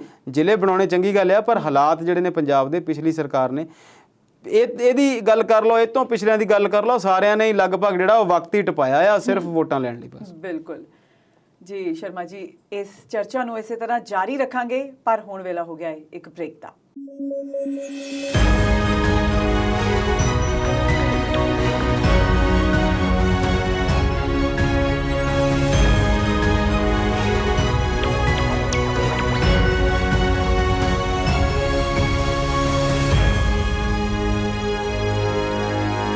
ਬ੍ਰੇਕ ਤੋਂ ਬਾਅਦ ਸਵਾਗਤ ਹੈ ਜੀ। ਸ਼ਰਮਾ ਜੀ, ਬ੍ਰੇਕ ਤੋਂ ਪਹਿਲਾਂ ਅਸੀਂ ਗੱਲ ਕਰ ਰਹੇ ਸੀ ਕਿ ਜਿਹੜੀ ਇੱਕ ਕੁਰਸੀ ਹੈ ਜੀ, ਇਹ ਪਤਾ ਨਹੀਂ ਸ਼ਾਇਦ ਜਦੋਂ ਕੁਰਸੀ ਤੇ ਕੋਈ ਬਹਿ ਜਾਂਦਾ ਉਦੋਂ ਉਹ ਕੰਮ ਕਰਨਾ ਚਾਹੁੰਦਾ ਨਹੀਂ ਜਾਂ ਉਹਦੇ ਕੋਲੋਂ ਹੁੰਦਾ ਨਹੀਂ, ਪਰ ਇਸ ਕੁਰਸੀ ਦਾ ਲਾਲਚ ਸਾਰਿਆਂ ਨੂੰ ਬੜਾ, ਕਿਉਂਕਿ ਹੁਣ ਪੰਜਾਬ ਦੀ ਜਿਹੜੀ ਮੁੱਖ ਮੰਤਰੀ ਦੀ ਕੁਰਸੀ ਹੈ ਉਹਦੀਆਂ ਚੋਣਾਂ ਸਿਰ ਤੇ ਆਈਆਂ ਪਈਆਂ ਨੇ, ਤੇ ਨਾ ਸਿਰਫ ਕਾਂਗਰਸ ਅਕਾਲੀ ਦਲ ਇਹਨਾਂ ਦੇ ਰੌਲੇ ਗੋਲੇ ਤਾਂ ਅਸੀਂ ਸੁਣ ਹੀ ਚੁੱਕੇ ਹਾਂ, ਤੇ ਆਪ ਦੇ ਵਿੱਚ ਵੀ, ਆਮ ਆਦਮੀ ਪਾਰਟੀ ਦੇ ਵਿੱਚ ਵੀ ਇਸ ਵੇਲੇ ਕਾਫੀ ਜ਼ਿਆਦਾ ਕਲੇਸ਼ ਪਿਆ ਹੋਇਆ ਹੈ, ਪਰ ਉਹ ਮਿੱਠਾ ਮਿੱਠਾ ਜਿਹਾ ਕਲੇਸ਼ ਦਿਖਾਉਂਦੇ ਪਏ ਸਾਰਿਆਂ ਨੂੰ, ਕਿਉਂਕਿ ਭਗਵੰਤ ਮਾਨ ਉਹ ਬੜੇ ਸੋਹਣੇ ਰੂਪ ਨਾਲ ਕਹਿ ਰਹੇ ਨੇ ਕਿ ਇਹ ਮੇਰੀ ਡਿਮਾਂਡ ਨਹੀਂ, ਕੁਰਸੀ ਮੈਂ ਨਹੀਂ ਮੰਗਦਾ ਪਿਆ, ਮੇਰੇ ਚਾਹਣ ਵਾਲੇ ਨੇ।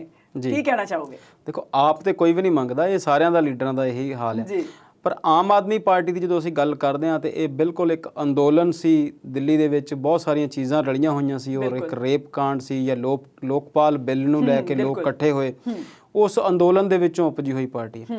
ਪਰ ਜਿਹੜੇ ਇਸ ਪਾਰਟੀ ਨੂੰ ਦੂਰੋਂ ਦੇਖਦੇ ਸੀ ਜਾਂ ਨੇੜਿਓਂ ਦੇਖਦੇ ਸੀ ਤੇ ਸਾਰਿਆਂ ਲੋਕਾਂ ਨੂੰ ਬਹੁਤ ਉਮੀਦਾਂ ਸੀ।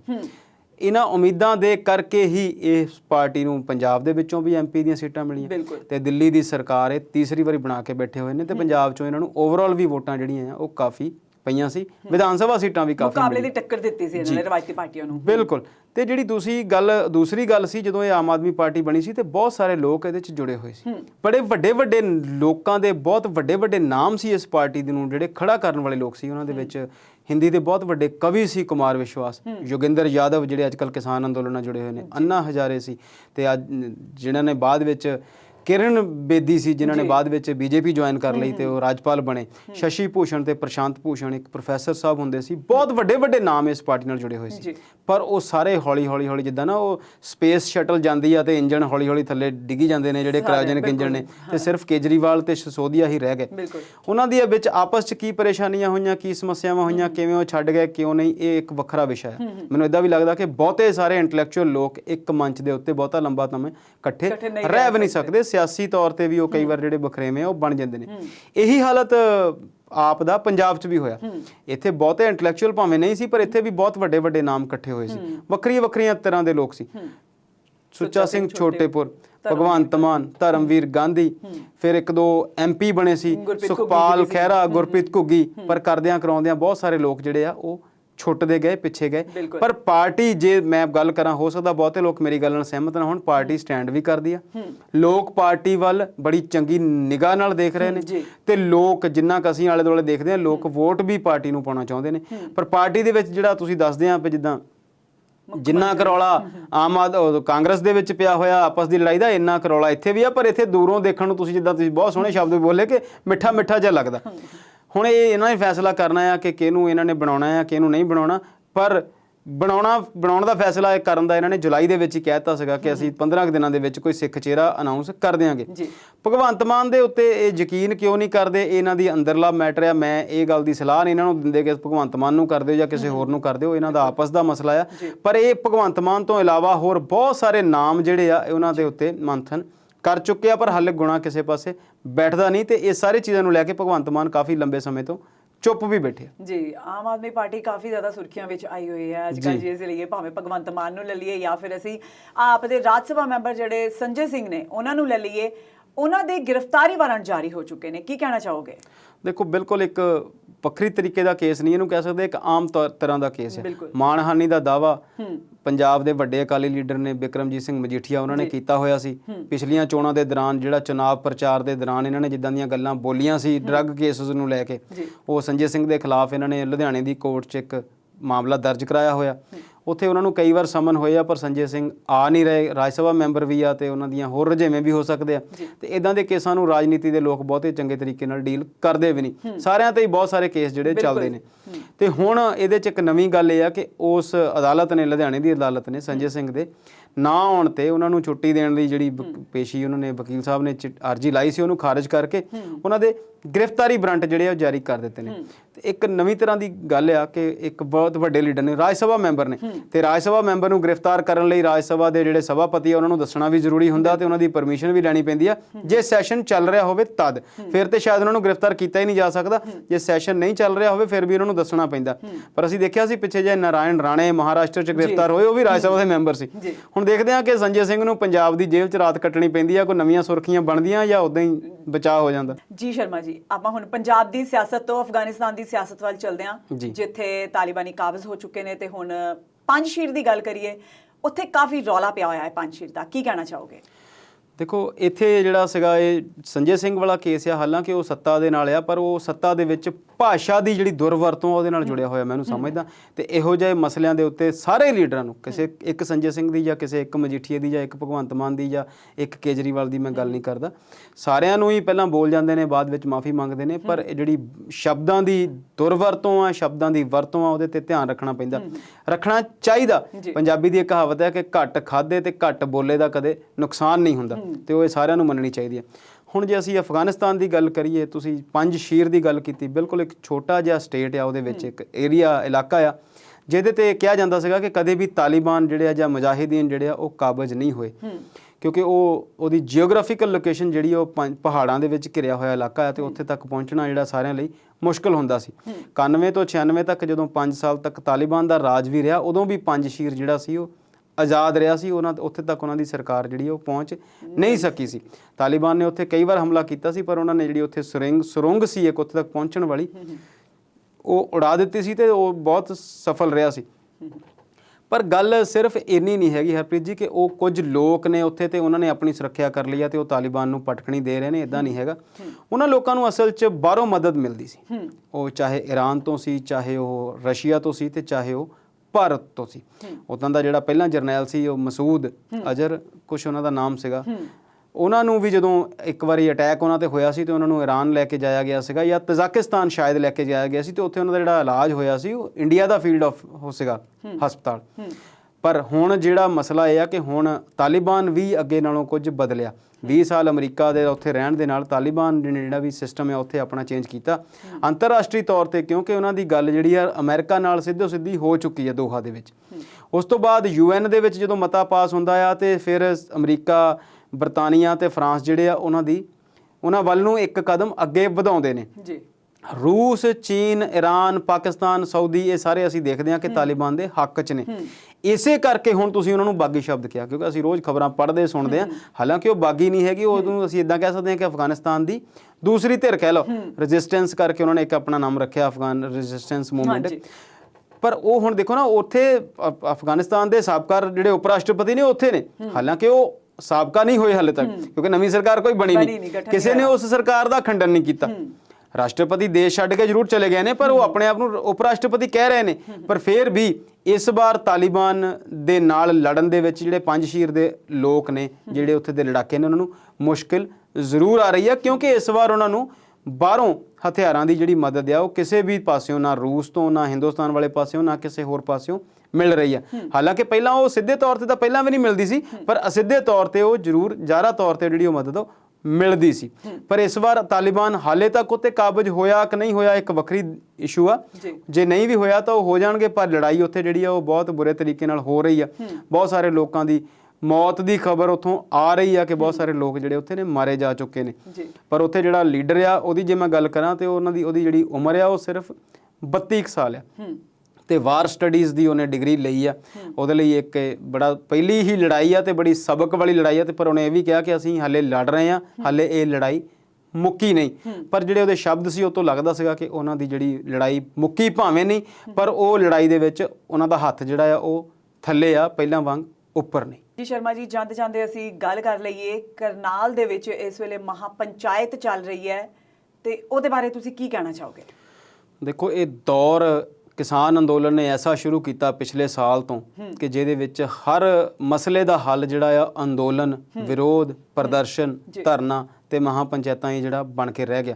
ਅਸੀਂ ਬੀਤੇ ਦਿਨੀ ਇੱਕ ਬਹੁਤ ਵੱਡੀ ਮਹਾ ਪੰਚਾਇਤ ਦੇਖੀ ਜਿਹੜੀ ਕਿ ਯੂਪੀ ਦੇ ਮੁਜ਼ੱਫਰਨਗਰ ਦੇ ਵਿੱਚ ਹੋਈ। ਉੱਥੇ ਅਸੀਂ ਬੀਤੇ ਸਮੇਂ ਦੇ ਵਿੱਚ ਇਹੋ ਜਿਹੀਆਂ ਮਹਾ ਪੰਚਾਇਤਾਂ ਵੀ ਦੇਖੀਆਂ ਜਿਹੜੀਆਂ ਇੱਕ ਖਾਸ ਧਰਮ ਦੇ ਲੋਕਾਂ ਵੱਲੋਂ ਕੀਤੀਆਂ ਗਈਆਂ। ਜਦੋਂ ਮੁਜ਼ੱਫਰਨਗਰ ਦੰਗਿਆਂ ਦੀ ਅਸੀਂ ਗੱਲ ਕਰਦੇ ਹਾਂ, ਉਸ ਤੋਂ ਵੀ ਪਹਿਲਾਂ ਜੇ ਅਸੀਂ ਮੇਰਠ ਦੀ ਗੱਲ ਕਰੀਏ ਤੇ 1857 ਦੇ ਵਿੱਚ ਵੀ ਮੇਰਠ ਤੋਂ ਹੀ ਆਜ਼ਾਦੀ ਦੀ ਲੜਾਈ ਜਿਹੜੀ ਆ ਸ਼ੁਰੂ ਹੋਈ ਦੱਸੀ ਜਾਂਦੀ ਹੈ। ਸੋ ਵਿਰੋਧ ਪ੍ਰਦਰਸ਼ਨ ਜਿਹੜਾ ਆ ਉਹ ਇੱਕ ਸੰਵਿਧਾਨਕ ਅਧਿਕਾਰ ਦੀ ਗੱਲ ਆ। ਹੁਣ ਤੁਸੀਂ ਕਰਨਾਲ ਦੀ ਮਹਾ ਪੰਚਾਇਤ ਦੀ ਗੱਲ ਕਰਦੇ ਆ, ਬੀਤੇ ਦਿਨੀ ਮੁੱਖ ਮੰਤਰੀ ਦੇ ਲੰਘਣਾ ਸੀ ਤੇ ਉੱਥੇ ਇੱਕ ਲਾਠੀਚਾਰਜ ਹੋਇਆ, ਕਿਸਾਨਾਂ ਦੇ ਬਹੁਤ ਤਸ਼ੱਦਦ ਕੀਤਾ ਗਿਆ। ਤੇ ਉਸ ਤਸ਼ੱਦਦ ਤੋਂ ਵੀ ਮਾੜੀ ਗੱਲ ਸੀ, ਉੱਥੇ ਇੱਕ IAS ਆਫੀਸਰ ਵੱਲੋਂ ਦਿੱਤੀ ਗਈ ਬਿਆਨ ਦਿੱਤੇ ਗਏ ਨਿਰਦੇਸ਼ ਆਪਣੇ ਪੁਲਿਸ ਅਧਿਕਾਰੀਆਂ ਨੂੰ, ਆਪਣੇ ਮੁਲਾਜ਼ਮਾਂ ਨੂੰ ਕਿ ਤੁਸੀਂ ਇੱਥੇ ਲੋਕ ਜਿਹੜੇ ਲੰਘਣਗੇ ਉਹਨਾਂ ਦੇ ਸਿਰ ਪਾੜਨੇ ਆ, ਤੁਸੀਂ ਕਿਸੇ ਨੂੰ ਲੰਘਣ ਨਹੀਂ ਦੇਣਾ। ਉਹ ਬੜੇ ਸਖਤ ਜਿਹੇ ਸ਼ਬਦ ਵਰਤੇ ਗਏ ਸੀ। ਉਹਦੇ ਵਿਰੋਧ ਵਿੱਚ ਕਿਸਾਨਾਂ ਨੇ ਇੱਕ ਮੀਟਿੰਗ ਕਰਕੇ ਤੇ ਸਰਕਾਰ ਕੋਲੋਂ 3 ਮੰਗਾਂ ਰੱਖੀਆਂ ਸੀ ਤੇ ਉਹਨਾਂ ਦੀ ਟਾਈਮ ਦਿੱਤਾ ਸੀ ਉਹਨਾਂ ਨੂੰ 6 ਤਰੀਕ ਤੱਕ ਦਾ। 6 ਜਿਹੜੀ ਬੀਤੇ ਦੇ ਵਿੱਚ ਲੰਘ ਗਈ। ਉਹ 3 ਮੰਗਾਂ ਸੀਗੀਆਂ ਕਿ ਉਸ ਅਧਿਕਾਰੀ ਨੂੰ ਬਰਤਰਫ ਕੀਤਾ ਜਾਵੇ ਤੇ ਬਣਦੀ ਕਾਰਵਾਈ ਕੀਤੀ ਜਾਵੇ, ਉਹਨਾਂ ਤੇ ਪਰਚੇ ਦਰਜ ਕੀਤੇ ਜਾਣ। ਜਿਹੜੇ ਕਿਸਾਨ ਦੀ ਮੌਤ ਹੋਈ ਆ ਉਹਨੂੰ 25 ਕੁ ਲੱਖ ਦਾ ਮੁਆਵਜ਼ਾ ਤੇ ਨਾਲ ਉਹਦੇ ਫੈਮਿਲੀ ਨੂੰ ਨੌਕਰੀ ਦਿੱਤੀ ਜਾਵੇ ਤੇ ਜਿਹੜੇ ਜ਼ਖਮੀ ਹੋਏ ਕਿਸਾਨ ਨੇ ਉਹਨਾਂ ਨੂੰ 2-2 ਲੱਖ ਰੁਪਈਆ ਦਿੱਤਾ ਜਾਵੇ ਤੇ ਜਿਹੜੇ ਜਿੰਨੇ ਵੀ ਕੇਸ ਦਰਜ ਹੋਏ ਨੇ ਉਹ ਸਾਰੇ ਵਾਪਸ ਲੈ ਲਏ ਜਾਣ। ਤੇ ਬਿਲਕੁਲ ਗੁਰਨਾਮ ਸਿੰਘ ਚੜੂਨੀ ਹਰਿਆਣੇ ਦੇ ਲੀਡਰ ਸੀ ਤੇ ਬਾਕੀ ਵੀ ਸਾਰੇ ਕਿਸਾਨ ਅੰਦੋਲਨ ਦੇ ਲੀਡਰਾਂ ਨੇ ਇਹ ਗੱਲ ਬਿਲਕੁਲ ਸਾਫ਼ ਕੀਤੀ ਸੀ ਕਿ ਜੇ 6 ਤਰੀਕ ਤੱਕ ਇਹ ਮਸਲਾ ਹੱਲ ਨਹੀਂ ਹੋਵੇਗਾ ਤੇ 7 ਤਰੀਕ ਨੂੰ ਕਰਨਾਲ ਜਿਹੜੀ ਸੈਕਟਰੀਏਟ ਆ, ਸਿਵਲ ਸੈਕਟਰੀਏਟ ਆ ਜਿਹੜਾ, ਉਹਦਾ ਘਿਰਾਵ ਅਸੀਂ ਕਰਾਂਗੇ। ਅੱਜ ਤੱਕ ਦੀ ਹੁਣ ਤੱਕ ਜਦ ਤੱਕ ਅਸੀਂ ਪ੍ਰੋਗਰਾਮ ਰਿਕਾਰਡ ਕਰ ਰਹੇ ਹਾਂ ਉੱਥੇ ਜਿਹੜੇ ਲੋਕ ਨੇ ਵੱਡੀ ਗਿਣਤੀ ਵਿੱਚ ਦਾਖਲ ਨੇ ਕਰਨਾਲ ਦੇ ਵਿੱਚ। ਦਾਣਾ ਮੰਡੀ ਜਿਹੜੀ ਆ ਉਹ ਭਰੀ ਹੋਈ ਆ ਤੇ ਲੋਕ ਬਹੁਤ ਗਿਣਤੀ 'ਚ ਨੇ। ਹਾਲਾਂਕਿ ਧਾਰਾ 144 ਲੱਗੀ ਹੋਈ ਹੈ ਪਰ ਗੱਲ ਦੇਖੋ ਇੰਟਰਨੈਟ ਸੇਵਾਵਾਂ ਬੰਦ ਨੇ। ਤੁਸੀਂ ਗੱਲ ਦੇਖੋ 144 ਲਾਉਣ ਦਾ ਮਤਲਬ ਹੈ ਕਿ 5 ਤੋਂ ਵੱਧ ਲੋਕ ਇਕੱਠੇ ਨਹੀਂ ਹੋ ਸਕਦੇ।